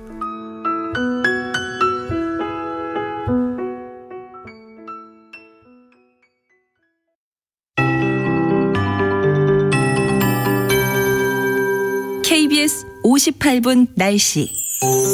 내일은 전국이 가끔 구름 많겠습니다. 아침까지 강원 동해안을 제외한 중부지방과 전북, 경북 내륙과 전남 해안을 중심으로 가시거리 200m 미만의 짙은 안개가 끼겠습니다. 교통안전에 유의하시기 바랍니다. 오후부터 저녁 사이 강원 동해안을 제외한 중부지방과 전북, 전남 동부 내륙과 경북 내륙, 경남 서부 내륙에 5에서 40mm의 소나기가 오겠습니다. 특히 대기가 매우 불안정해 시간당 30mm 내외의 강한 소나기가 오는 곳도 있겠습니다. 내일 아침 최저기온 서울, 광주 25도 등 전국이 22에서 26도의 분포를 보이겠습니다. 낮 최고 기온은 서울 34도, 대구 35도 등 전국이 29에서 35도로 전국에 폭염특보가 발효 중인 가운데 습도까지 높아 최고 체감온도 35도 내외로 오르면서 후텁지근하겠습니다. 또한 당분간 해안과 내륙에 위치한 도시 지역을 중심으로 열대야가 나타나겠습니다. 건강관리 잘해주시기 바랍니다. 풍랑주의보가 내려진 남해 동부 바깥 먼바다와 제주도 먼바다, 서해 남부 남쪽 바깥 먼바다는 최대 초속 16m의 강풍이 불고 물결이 4m까지 높게 일겠습니다. 내일 전국의 미세먼지 농도 전 권역이 좋음에서 보통으로 예상됩니다. 서울 현재 기온 27.9도, 습도 81%, KBS 58분 날씨 박성준입니다.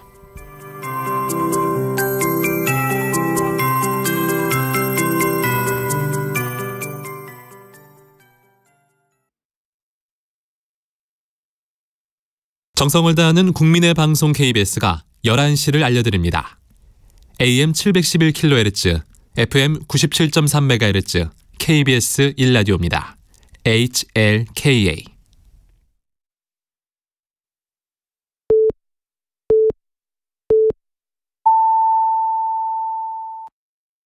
이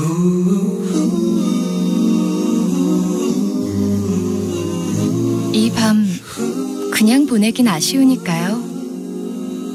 당신의 하루의 끝까지 야무지게 채워드립니다. 당신의 지식충전소 김성환의 시사야.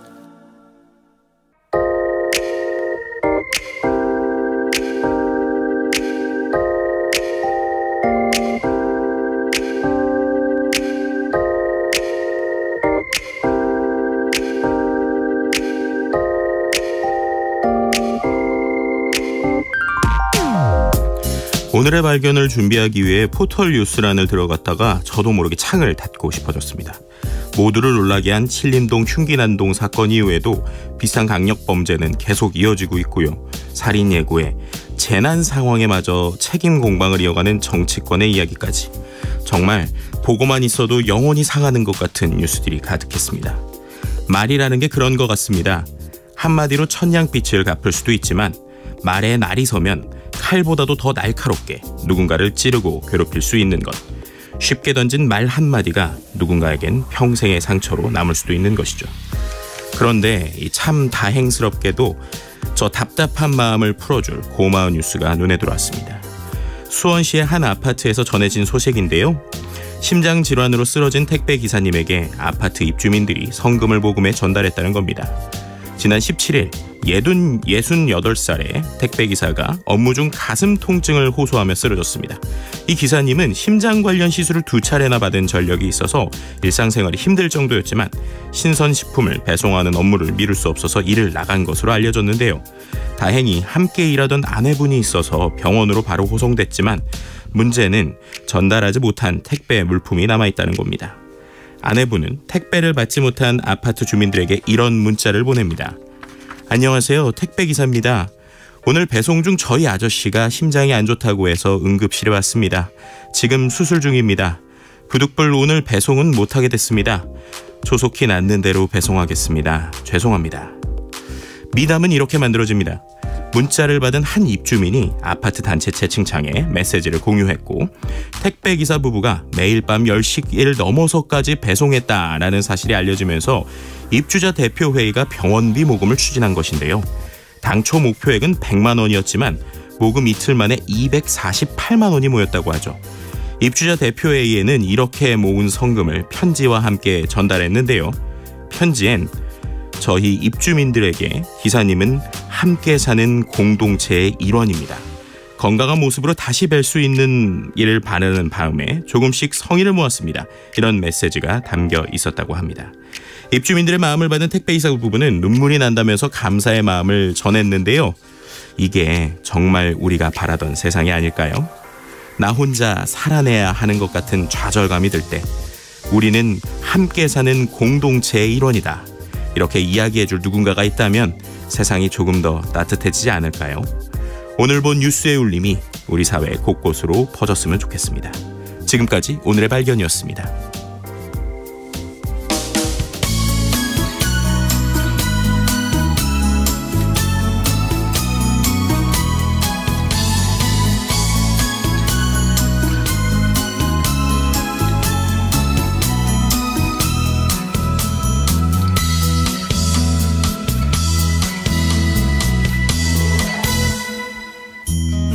외롭다 느낄 땐 하늘을 봐요.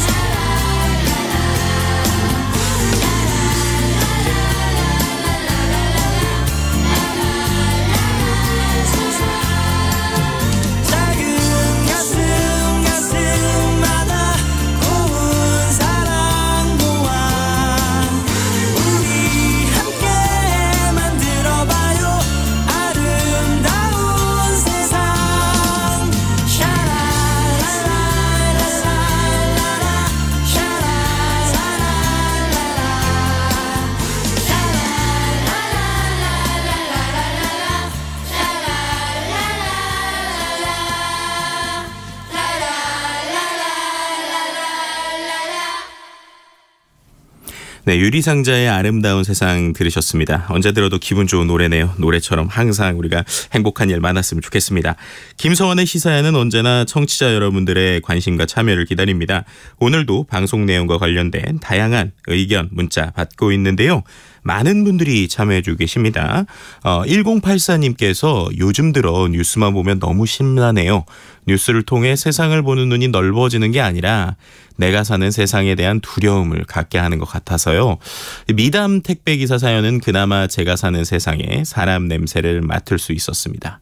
저도 공감합니다. 아까 정말 이 뉴스 보는데 마음이 너무 어려워진다 이런 생각을 했는데 다행히 또 구석에 링크가 있어서 보게 돼서 저도 기분이 좋았습니다. 4739님도 문자 주셨어요. 저도 그 기사 봤습니다. 늘 가장 반가운 손님이 택배기사님이세요.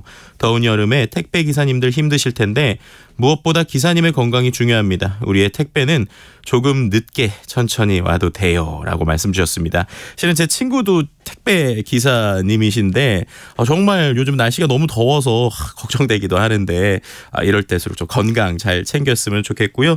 유튜브에서도 인류에 보내주신 아파트 분들 아름다운 선행을 본받읍시다 이런 얘기를 했는지 아니면 참 좋은 미담은 우리의 마음을 행복하게 한다 이런 댓글들 남겨주고 계십니다. 감사합니다. 계속해서 문자 주시죠. 추첨해서 당첨된 분들께 우리 모바일 쿠폰 선물로 드리겠습니다. 참여하실 문자번호 샵 9730이고요. 짧은 문자는 50원, 긴 문자는 100원의 정보 이용료가 부과됩니다. 콩 게시판 또 KBS 1라디오 유튜브 채널을 통해서도 무료로 참여하실 수 있습니다. KBS 1라디오 김성환의 시사야. 저는 진행을 맡은 빅데이터 전문가 김덕진이고요. 함께하고 계신 지금 시각은 11시 9분 20초입니다.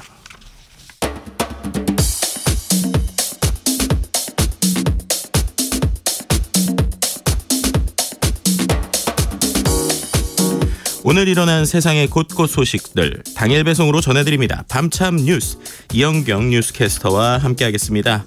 안녕하세요. 네, 안녕하십니까. 네, 지난해 우리나라 총 인구가 2021년에 이어서 또다시 줄어들었다고요? 네, 이게 이제 최초라고 하는 거, 2년 연속이라는 거 네. 이런 것들을 좀 집중해서 보시면 좋을 것 같은데요.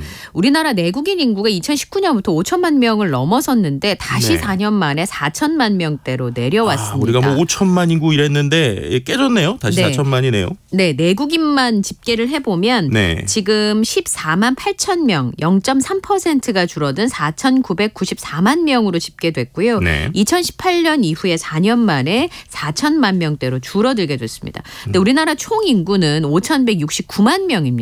작년 11월 1일 기준으로 인구주택 총조사 결과를 보면 우리나라 인구는 5,169만 명인데요. 1년 전에 비해서 5만 명이나 줄었고 2021년에 이어서 2년 연속 감소했다는 게 굉장히 중요한데 2020년에 5,182만 명을 넘어섰습니다. 그리고 2021년에는 아마도 코로나 영향으로 추정이 되는데요. 통계 작성 이래 처음으로 감소했는데 2년 연속 감소를 하게 된 겁니다. 그러면 왜 감소를 했을까? 그러니까 출생은 비슷한 수준을 계속 유지를 했는데 사망자 숫자가 코로나19의 영향으로 크게 늘어나면서 자연 감소한 것이 가장 커 보이고요. 대신에 코로나19의 이동 제한이 완화가 되면서 외국인 인구가 10만 명 이상 늘어나면서 인구의 감소폭의 일부를 상쇄했다고 볼 수 있겠습니다. 그리고 수도권 쏠림 현상은 굉장히 심각한데요. 수도권에 서울, 인천, 경기를 합한 인구가 2,612만 명으로 1년 전보다 4만 명이 늘어나서 0.2% 증가했고 수도권 인구가 우리나라 전체 인구의 50.5%가 삽니다. 서울, 인천, 경기를 합쳐서. 그리고 나머지 인구가 그 밖에 지방에 살고 있는데 경기도가 제일 많습니다. 1,371만 명. 그리고 서울이 그 다음을 이었는데 941만 명. 서울도 1,000만 명 인구가 줄어들어 1,000만 명 이하로 내려온 지가 좀 됐죠. 그렇군요. 이제 전체적으로 1년에 5만 명 줄어들었는데 오히려 수도권에는 4만 명이 늘었다. 참 여러 가지로 고민이 되는 부분이고요. 또 빠른 속도로 고령화 역시 되고 있다고요? 고령화 추세가 가속화되고 있는데요. 우리나라에서 이제 유엔에서 정한 기준으로 봤을 때 노인은 65세 이상의 인구를 말합니다. 그런데 고령화 사회면 전체 인구의 7% 이상, 고령 사회면 14% 이상, 초고령 사회는 20% 이상인 경우를 말하는데 지금 현재 우리나라의 경우에는 2000년에 고령화 사회에 들어왔는데 2017년에 고령 사회로 들어왔습니다. 아, 그래요? 그리고 10년이 되지 않은 2026년경에 초고령 사회로 도달할 것으로 예상을 하고 있는데요. 그러니까 속도가 굉장히 빠르다는 게 문제입니다. 그렇습니다. 유소년 인구가 100명이라고 가정했을 때 고령 인구 비율을 뜻하는 노령화 지수가 13.1이 증가한 156.1이었고요. 역대 최대치를 기록했습니다. 특히나 경북 군위 같은 경우는 유소년 인구가 100명이라고 가정했을 때 경북 군위의 노령 인구는 920.5입니다. 아하. 세종은 53.3이에요. 와. 그러니까 이 격차가 17배가 되는 것이고요. 그러니까 시군 구간 차이가 뭐 17배까지 날 정도군요. 네. 그리고 65세 이상의 고령 인구가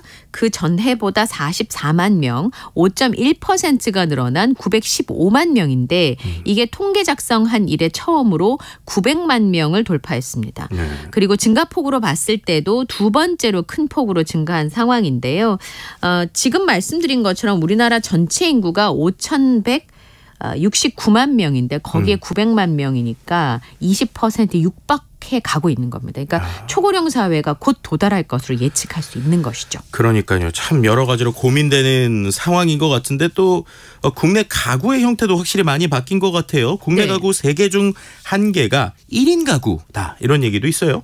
네. 김덕진 소장님 주변에 네. 4인 가구인 가구가 얼마나 되나요? 솔직히 많이 없는 것 같습니다. 저희도 3인 가구이다 저도 보니까. 3인 가구거든요. 네. 보통 4인 가구를 기준으로 해서 정책들을 만들었었는데 그렇죠. 보통 4인 가족 평균 뭐 이런 식으로 네. 얘기를 하죠. 근데 그런 부분들이 이제는 좀 고쳐야 되지 않을까 싶은 게요. 2022년에 인구 주택 총조사를 해보니까 우리나라 전체 가구 수가 2,238만 3천 가구입니다. 네. 그럼 4인 가구 기준으로 하면 6천만 명이 넘어서야 되는 거잖아요. 그렇네요. 그런데 실제로 찾아보니까 일반 가구가 2,177만 명인데 그중에서 1인 가구 비율이 750만 2천 가구니까 네. 전년보다는 337가구가 늘었습니다. 그러니까 인구 대비해서 4인 가구로 계산하면 훨씬 인구가 많아야 되는데 1인 가구 숫자가 많다는 거죠. 그러니까 1인 가구 수를 조사하기 시작했던 2015년에는 520만 3천 가구였는데 네. 지금 말씀드린 것처럼 750만 2천 가구니까 매년 꾸준하게 늘어나고 있습니다. 그리고 이 속도도 굉장히 빠른데요. 2019년에 600만 가구를 넘어서서 2021년에는 700만 가구를 넘어섰고 앞으로 이 속도라면 훨씬 더 빨리 늘어날 것으로 보입니다. 그래서 지금 전체 인구, 전체 가구 수에 비해서 네. 2,177만 4천 가구 중에서 750만 가구니까 세 집 중에 한 가구가 1인 가구인 것으로 집계가 되고 있습니다. 2인 가구는 전체의 28.8%. 여기는 이제 2인 가구인 경우에는 아이가 없다고 볼 수 있겠죠. 그렇죠. 3인 가구도 418만 5천 가구 19.2%. 네. 4인 이상의 가구는 382만 6천 가구로 전체 가구 수에 비하면 생각보다 많지 않다는 걸 알 수 있습니다. 17.6%입니다. 그리고 고령 인구들 중에서 친족과 함께 뭐 아들이나 주변의 가족들과 함께 살고 있는 퍼센티지가 72.8%밖에 안 돼요. 네. 그게 전년에 비해서 0.2%포인트가 줄어들었습니다.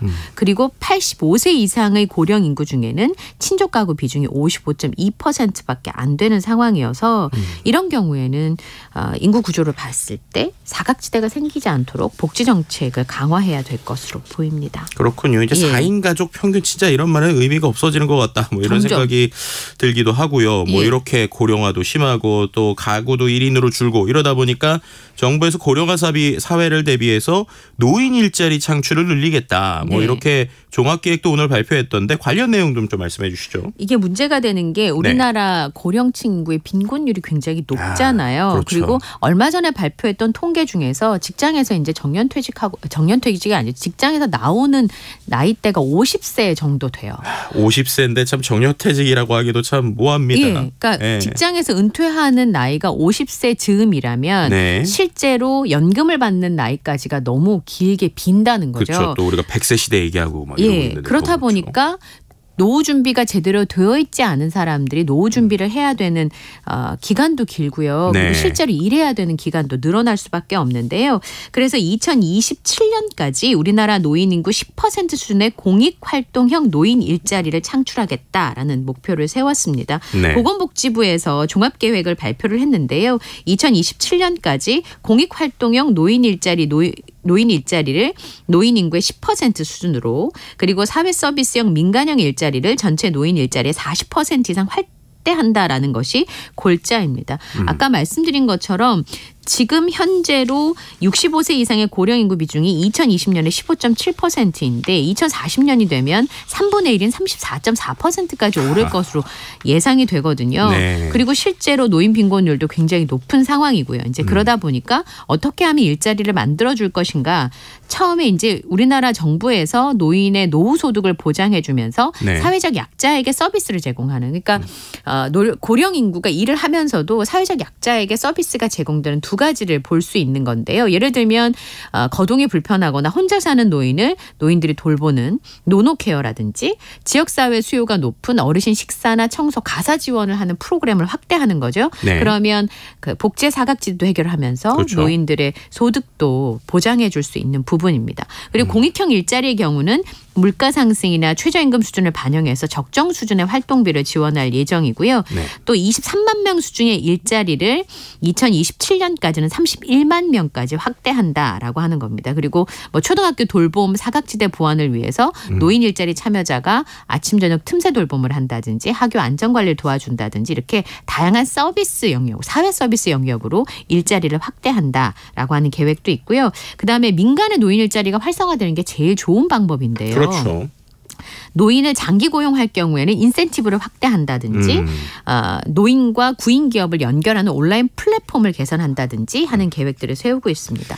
얼마 전에 뉴스 보니까 일본에서는 은퇴한 네. 노인들이 다시 면접을 왜냐하면 굉장히 숙련된 그렇죠. 인력들이 필요한데 지금 이제 고령 사회로 들어가면서 그런 그 숙련된 인력들이 부족한 곳에는 다시 면접을 보는 경우들이 있더라고요. 이제 그런 것처럼 좀 대책을 세워야 되지 않을까 싶어요. 그러니까요. 뭐 우리나라에서도 그 영화 인턴 같은 모습을 좀 볼 수 있을까? 뭐 이런 생각이 그러니까요. 좀 들기도 하고요. 예. 그리고 또 최근 이 난임 인구가 늘어나고 난임 시술로 인한 다태아 출산이 많아지니까 정부가 이 다둥이 출산 지원에 좀 나섰다고요.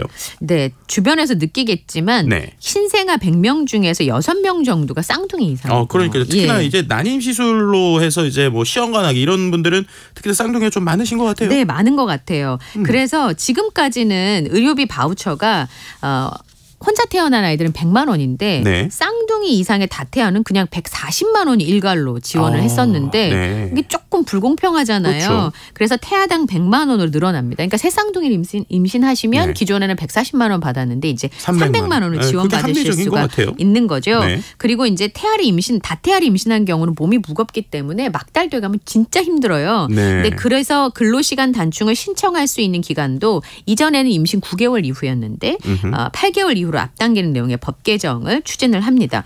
왜냐하면 다태아를 임신한 경우에는 조산하는 경우도 많고 몸이 그렇죠. 무거워서 사실 무게가 많이 나가니까 아이들의 몸무게가 적다고 하더라도 2명, 3명이 되면 무겁잖아요. 그리고 난임 시술비 지원 대상도 확대해서 일부 지역에서는 중위소득의 180% 이하만 난임 시술비 지원을 받을 수 있는데 전국적으로 소득 기준을 폐지할 예정입니다. 제 주변에 일환성 쌍둥이 나신 분이 있거든요. 네. 정말 힘들어요. 그래서 인당 이렇게가 아니라 돈 더 줘야 되는 거 아닌가 그렇죠. 이런 생각이 들 정도 있는데 네. 근데 어쨌든 이렇게 결혼, 출산, 양육에 대한 지원이 강화되고 있는데 별 호응이 없는 사업이 있어요. 서울시가 공공예식장을 무료 또는 50만 원 이내로 대관해 주는 사업이 있다는데 네. 저렴해서 이용할 분 많을 것 같은데 왜 외면받고 있습니까? 몇 가지 이유가 있는데요. 네. 공공기관 24곳의 공간 일부를 신혼부부한테 개방해서 결혼식을 올릴 수 있도록 해주는 겁니다. 네. 실내는 8곳이고 야외가 13곳이고 한옥이 3곳인데 첫 번째 야외가 많으면 네. 야외결혼 저도 야외 결혼식 했지만 이게 날씨 때문에 밤잠을 못 자요. 예약을 해놓고 나면. 비 오면 어떡하냐. 비 올 수 있잖아요. 네. 그러니까 그런 경우라서 대부분의 그 부부들은 실내 결혼을 선호하는데 지금 말씀드린 것처럼 개방한 장소 중에서 야외가 너무 많다라는 겁니다. 그다음에 이 공공예식장을 이용하지 않는 이유 중에 하나가 어떤 예식장은 동작구에 있는 여성가족재단 국회회의장 일요일만 개방을 하는 거예요. 네. 근데 요즘에 일요일 날 결혼식 오라 그러면 좀 미안한 상황이잖아요. 쉬시는 날이니까. 네. 토요일 결혼식을 많이 하는데 일요일만 개방하니까 아무래도 선택하는 선택지가 부족하고요. 그다음에 이거는 경제적인 부담을 덜어주기 위해서 하는 건데 여기가 이제 일반 예식장이 아니니까 기반 시설이 부족한 거예요. 그래서 뭐 의자 책상인 거 다 되어야 되는데 여기도 비용이 200만 원 가까이 들고요. 그때도 제가 너무 오래전이니까 단가가 좀 있어요. 네. 52,000원인데 메뉴를 추가할 때마다 2만 원씩 올라갑니다. 조화장식 200만 원에 본식 촬영 100만 원, 상담 수수료 150만 원. 이렇게 추가 비용들이 많이 늘어나니까 네. 실제로 민간에서 작은 결혼식을 하는 경우보다 비용이 좀 더 많이 드는 경향이 있는 거예요. 그래서 이런 이유를 들어서 예비 신혼부부들한테 선택을 못 받고 있습니다. 그렇군요. 지금 여러분께서는 KBS 1라디오 김성환의 시사야와 함께하고 계십니다. 계속해서 살펴보죠. 최근 일부 지역에서 보이스피싱으로 의심되는 위조 우편물 도착 안내서가 발견되고 있다는데 이거 새로 등장한 보이스피싱 수법이라고 볼 수 있나요? 점점 고약해지는 것 같아요. 그러니까요. 그러니까 제가 우편물을 받았는데 집에 없어요. 그러면 저희 문에다가 집배원께서 이렇게 붙여놓고 가시죠. 찾아가라고. 네.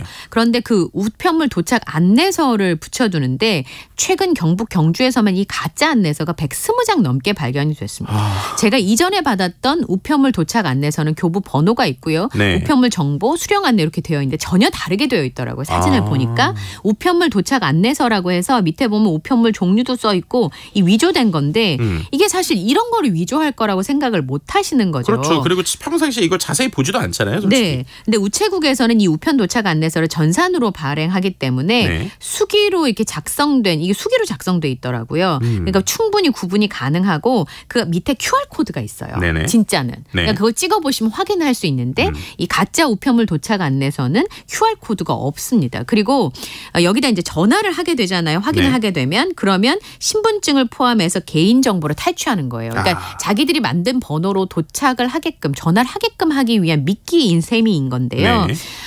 이 신분증을 우편함에 넣어두라라던가 여기 있는데 번호로 전화를 하면 우편물이 검찰청에 있다라면서 보이스피싱을 시도하는데 집배원이 직접 우편물을 건넬 때는 본인 확인하기 위해서 신분증을 확인하는 경우가 있지만 전화로 신분증을 거기다 넣어놓으라 그런 건 하지 않는다고 합니다. 만약에 그런 요구가 있다면 이거는 보이스피싱으로 의심하셔야 되니까 이런 걸 발견하시면 가까운 우체국이나 경찰에 신고하셔야 됩니다. 네, 의심해봐야 될 것 같습니다. 예. 다음 뉴스 한번 보시죠. 웹툰 작가 주호민 씨가 발달장애 아들을 담당한 특수교사를 아동학대 혐의로 고소한 사실이 알려져서 논란이 되고 있다. 이런 얘기가 들려요. 네, 최근에 교권 침해와 관련돼서 관심들이 높아지고 있기 때문에 이게 과연 정당한가 논란이 되고 있는데요. 작년 9월에 수업 중이던 용인의 한 초등학교에서 2학년 반에서 남학생이 여학생 앞에서 신체를 노출하는 일이 있었습니다. 바지를 내린 건데요. 네.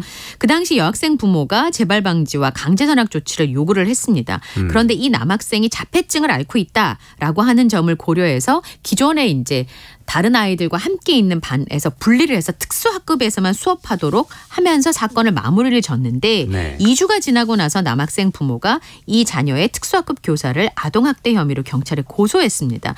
아들 가방에 녹음기를 넣어놨는데 정서적 학대로 보이는 발언이 나왔다는 건데 이 학부모가 바로 유명 웹툰 작가인 주호민 씨였습니다. 네. 그래서 본인의 입장문을 이제 SNS에 올렸는데요. 그 당시에 사건 당일부터 굉장히 불안해했다라는 것과 아이가 앓고 있는 질병의 특성상 본인의 의사소통이 불가능한 상황이어서 녹음기를 넣었고 그 녹음된 내용은 단순 훈육이라고 보기 어렵고 명백히 문제가 있었다라고 하면서 고소 경위를 설명을 했습니다. 네, 짧게 하나만 더 보죠. 일본으로 배낭여행을 간 20대 청년이 40일 넘도록 연락이 두절돼서 경찰이 수사에 나섰어요. 네, 5월 9일에 관광 비자로 일본 오사카에 갔는데 네. 다니던 직장을 퇴사하고 옮기기 전에 배낭여행을 떠난 거였습니다. 근데 6월 8일까지는 연락이 됐어요. 누나하고 가는 길이 어둡다고 비가 오니까 네. 가는 길까지 통화를 하겠다라고 얘기를 하고 숙소에 9시쯤 도착을 하고 메시지를 누나하고 주고받고 그리고 끝인 거예요.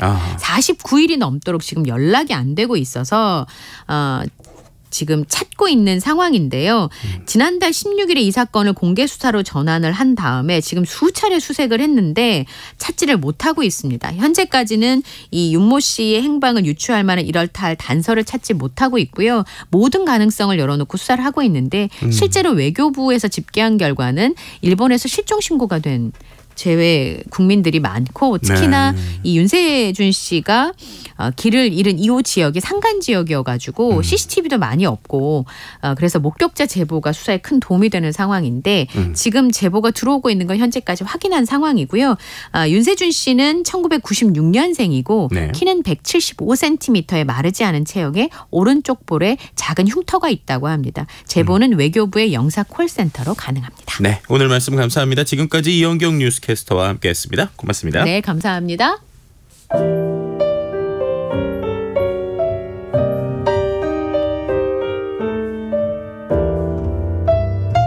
내일의 품격. 김성환의 시사야에서 챙겨가세요. 하루를 마무리하는 시간 꺼내보는 당신의 지식 창고. KBS 1라디오 김성환의 시사야.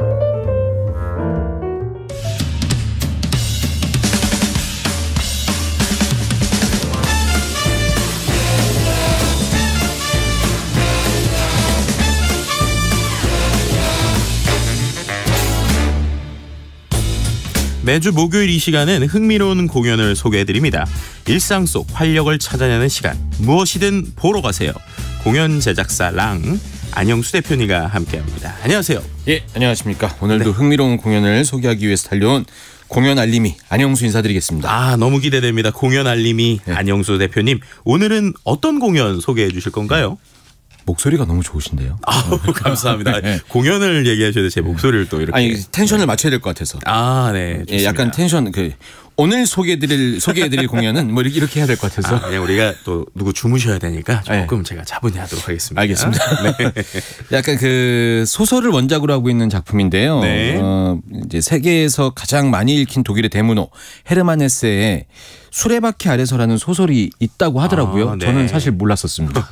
근데 이 책이랑 이제 동명의 제목으로 만들어진 창작 뮤지컬이 한 편 있어서 갖고 왔습니다. 뮤지컬 수레바퀴 아래서라는 창작 뮤지컬 한 편 갖고 와봤습니다. 네, 뭐 말씀해 주신 대로 헤르만 헤세는 워낙 유명한데 이 수레바퀴 아래서 이 책은 이제 모르시는 분들도 많을 것 같은데 느낌을 좀 보면 어쨌든 수레바퀴 아래서 약간 제목부터 묵직한 느낌이 들기도 하는데 어떤 작품인지 설명을 좀 해주시겠어요? 이 작품 원작자 이제 헤르만 헤세의 자전적 소설이래요. 이 소설책이. 그리고 이제 이 책의 배경이 19세기 말에 독일을 배경으로 하고 있는데 이 시기가 저도 이제 작품 공부하면서 알았는데 이때 이제 독일의 사회적 문제화 됐었던 게 청소년의 자살 사건이라고 하더라고요. 그 시절에도 청소년 자살이 있었고. 그때가 그 문제가 너무 부각이 돼갖고 사회적 이슈가 됐었다고 그러더라고요. 그래서 이제 그때 헤르만 헤세가 자전적 소설을 쓰면서 이 책을 썼는데 그래서 이제 이 작품을 학생 비극 이렇게 불린다고 하더라고요. 그렇군요. 근데 학생 비극인데 왜 제목은 수레바퀴 아래서예요?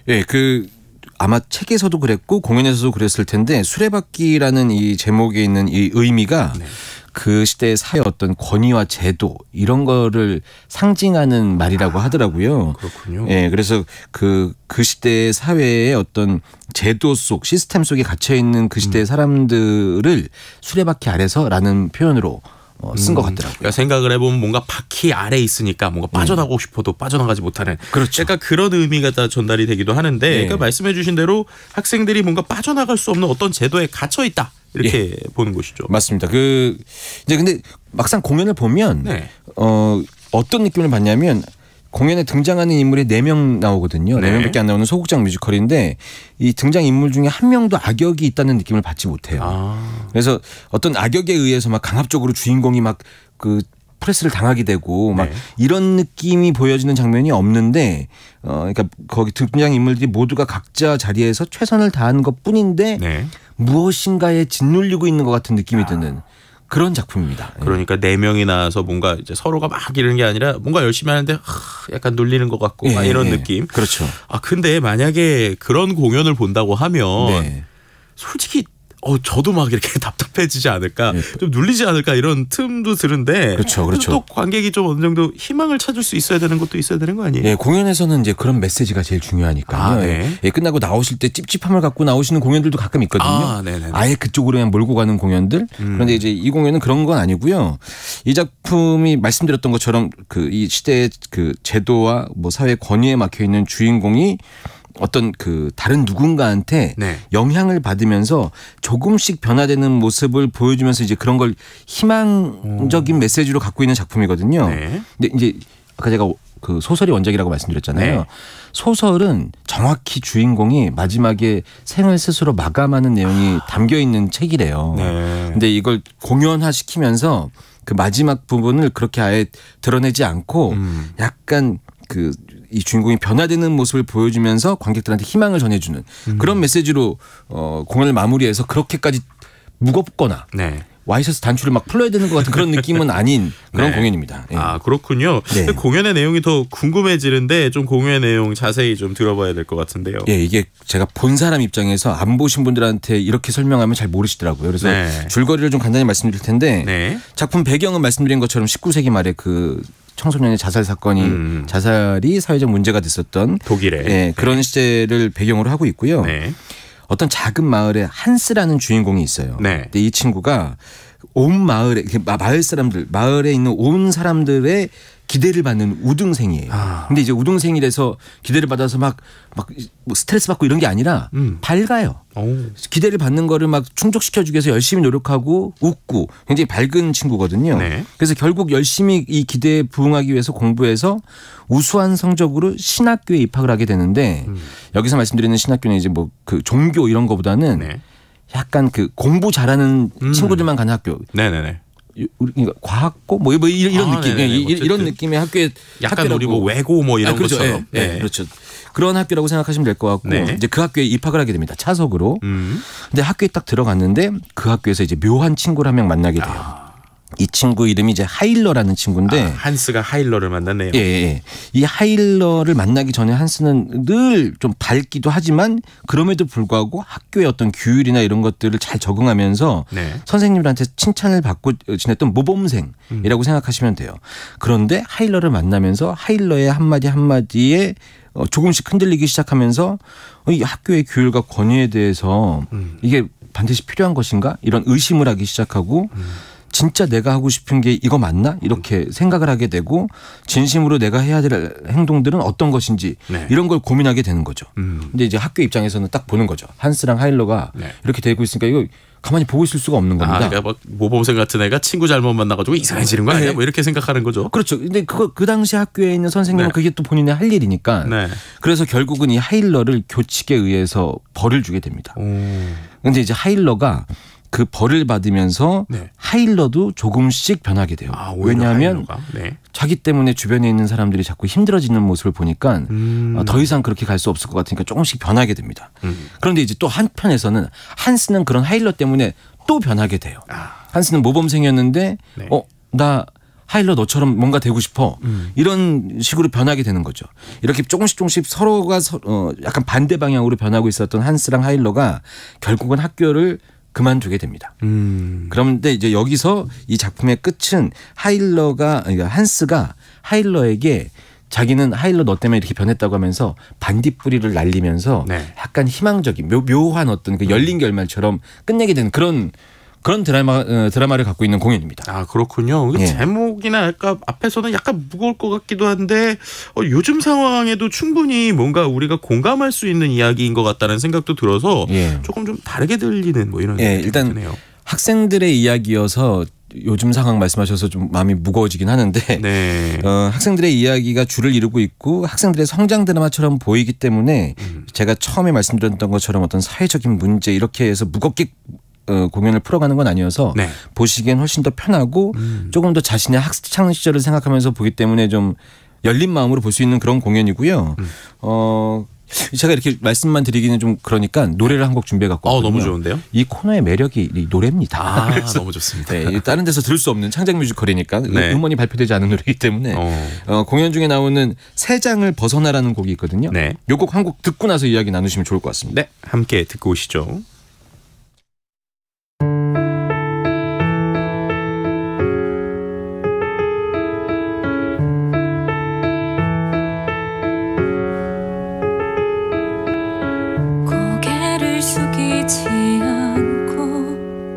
반성하는 기미도 안 보여 담 넘어 비밀을 아는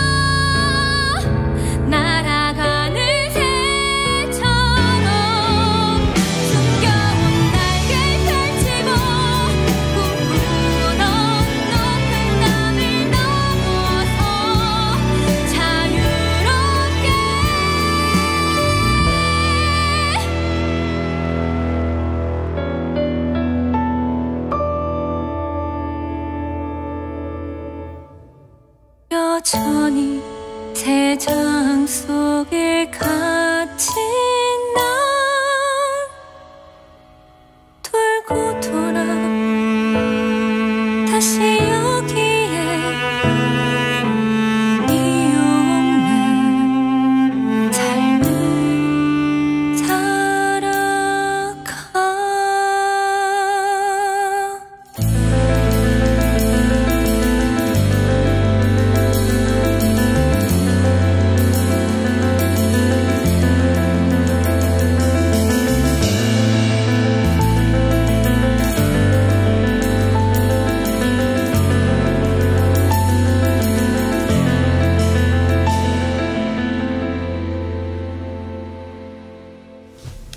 네, 뮤지컬 수레바퀴 아래에서 가운데 세 장을 벗어나라는 제목의 넘버 박세임, 송영밋 배우의 목소리를 들어봤습니다.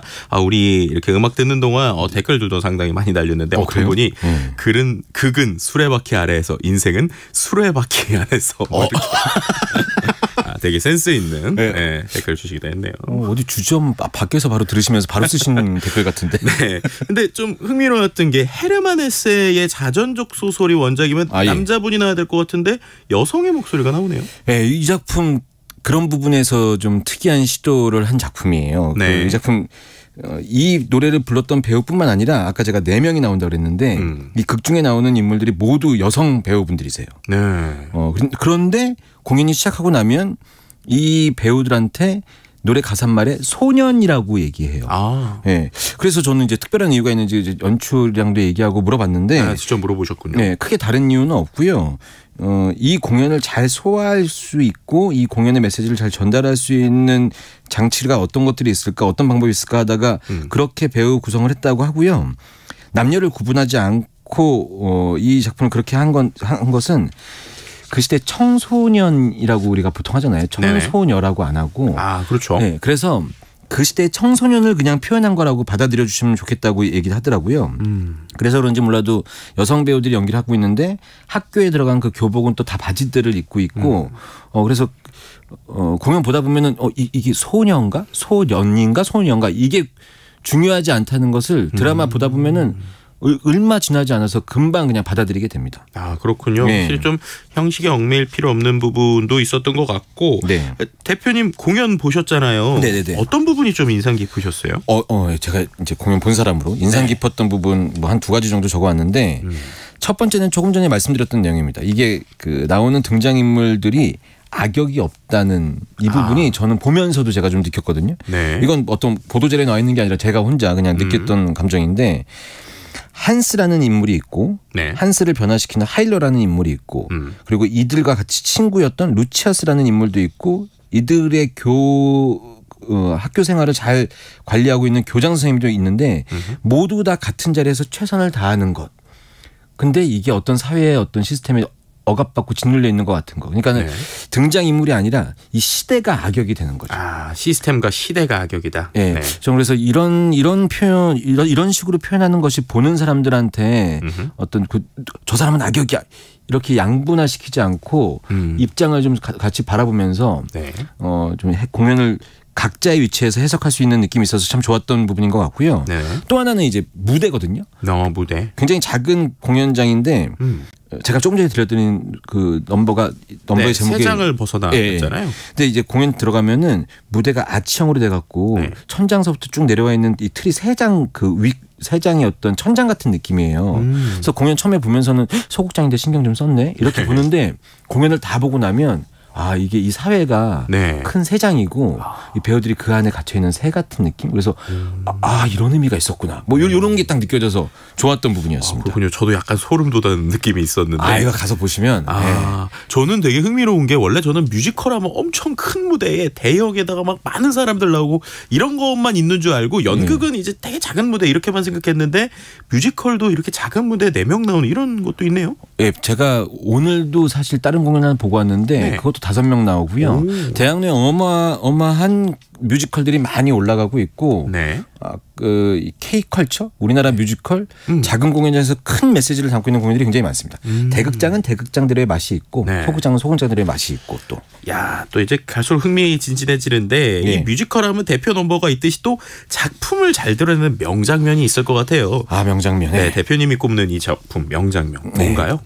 조금 전에 제가 줄거리 설명드릴 때 우리 진행자님께서도 한스가 아니고 하일러가 변화가 되는군요 이렇게 말씀해 주셨거든요. 저는 그 부분이 참 보면서 좀 마음에 좀 와닿았었어요. 이게 드라마의 구조상 모범생 한스가 하일러라는 묘한 친구 때문에 변화되는 모습을 보여줄 것 같은데 거꾸로 하일러가 한스나 주변에 있는 사람들이 힘들어지니까 본인이 변화되는 모습을 약간 흐트러진 그 자기의 교복을 넥타이를 고쳐매면서 부르는 넘버가 있거든요. 이게 이 하일러라는 친구도 어쩔 수 없이 사회에 적응을 어느 정도 해야 되는 상황이구나 라는 걸 표현해 주니까 이게 지금을 살고 있는 저희 입장에서는 약간 공감이 되면서 기억이 남는 명장면? 이라는 느낌이 좀 들었습니다. 그렇군요. 이게 뭔가 이상을 추구하다가 이거 안 될 것 같다라고 해서 현실에 적응하는 좀 그런 생각 들기도 하고 좀 확실히 굉장히 중요한 장면일 것 같다는 생각이 드네요. 그러니까 공연을 본 사람들이 그냥 어차피 저건 판타지지 이런 게 아니라 딱 현실 같은 느낌이 들어서 명장면이라고 생각이 되고요. 또 그리고 하나 제가 제일 좋아했었던 장면 이건 제가 시사회에서 말씀드려도 되는지 모르겠는데 말씀 드려볼게요. 뭔데요? 뭔데 그러세요? 그게 이제 그 아까 그 모범생 한스가 묘한 친구 하일러한테 변화된다고 그랬잖아요. 근데 한스는 깝깝한 거예요. 자기가 나는 이런 거 잘 못해. 나는 이렇게 약간의 일탈 이런 게 좀 힘들어. 이렇게 표현하는데 이제 하일러가 한스한테 이렇게 외쳐보라고 하는 거죠. 뭐라고 외치라고 그래요? 그대로 하겠습니다. 네네네. 조심스러운 것 같네요. 따라해봐. 까라고 해 이러면서 이제 외치라고 그래요. 차마 제가 따라할 수는 없겠네요. 진행자님 목소리로 하시는 거 좋은 것 같아요. 이런 까라고 해 막 이렇게 하는 거 있잖아요. 네네네. 화가 나는 응어리진 마음을 외쳐보라고 하는 건데 이거를 이제 배우들이 노래랑 막 소리를 지르면서 막 불러요. 그러면 이제 공연 보시는 분들이 막 거기에 대리만족되면서 그렇겠네요. 지금 방송 들으시는 분 중에 혹시 차 안에 혼자 계시거나 이런 분들은 차 안에서 깝깝한 거 있으면 까라고 해 이렇게 한번 외쳐보시는 거.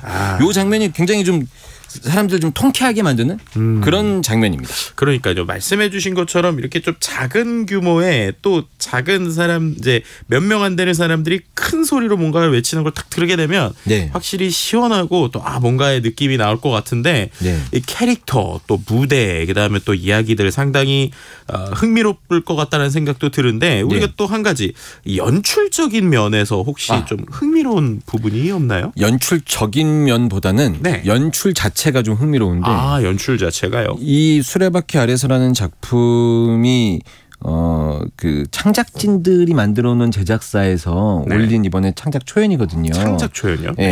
근데 이 연출도 이번이 입봉작입니다.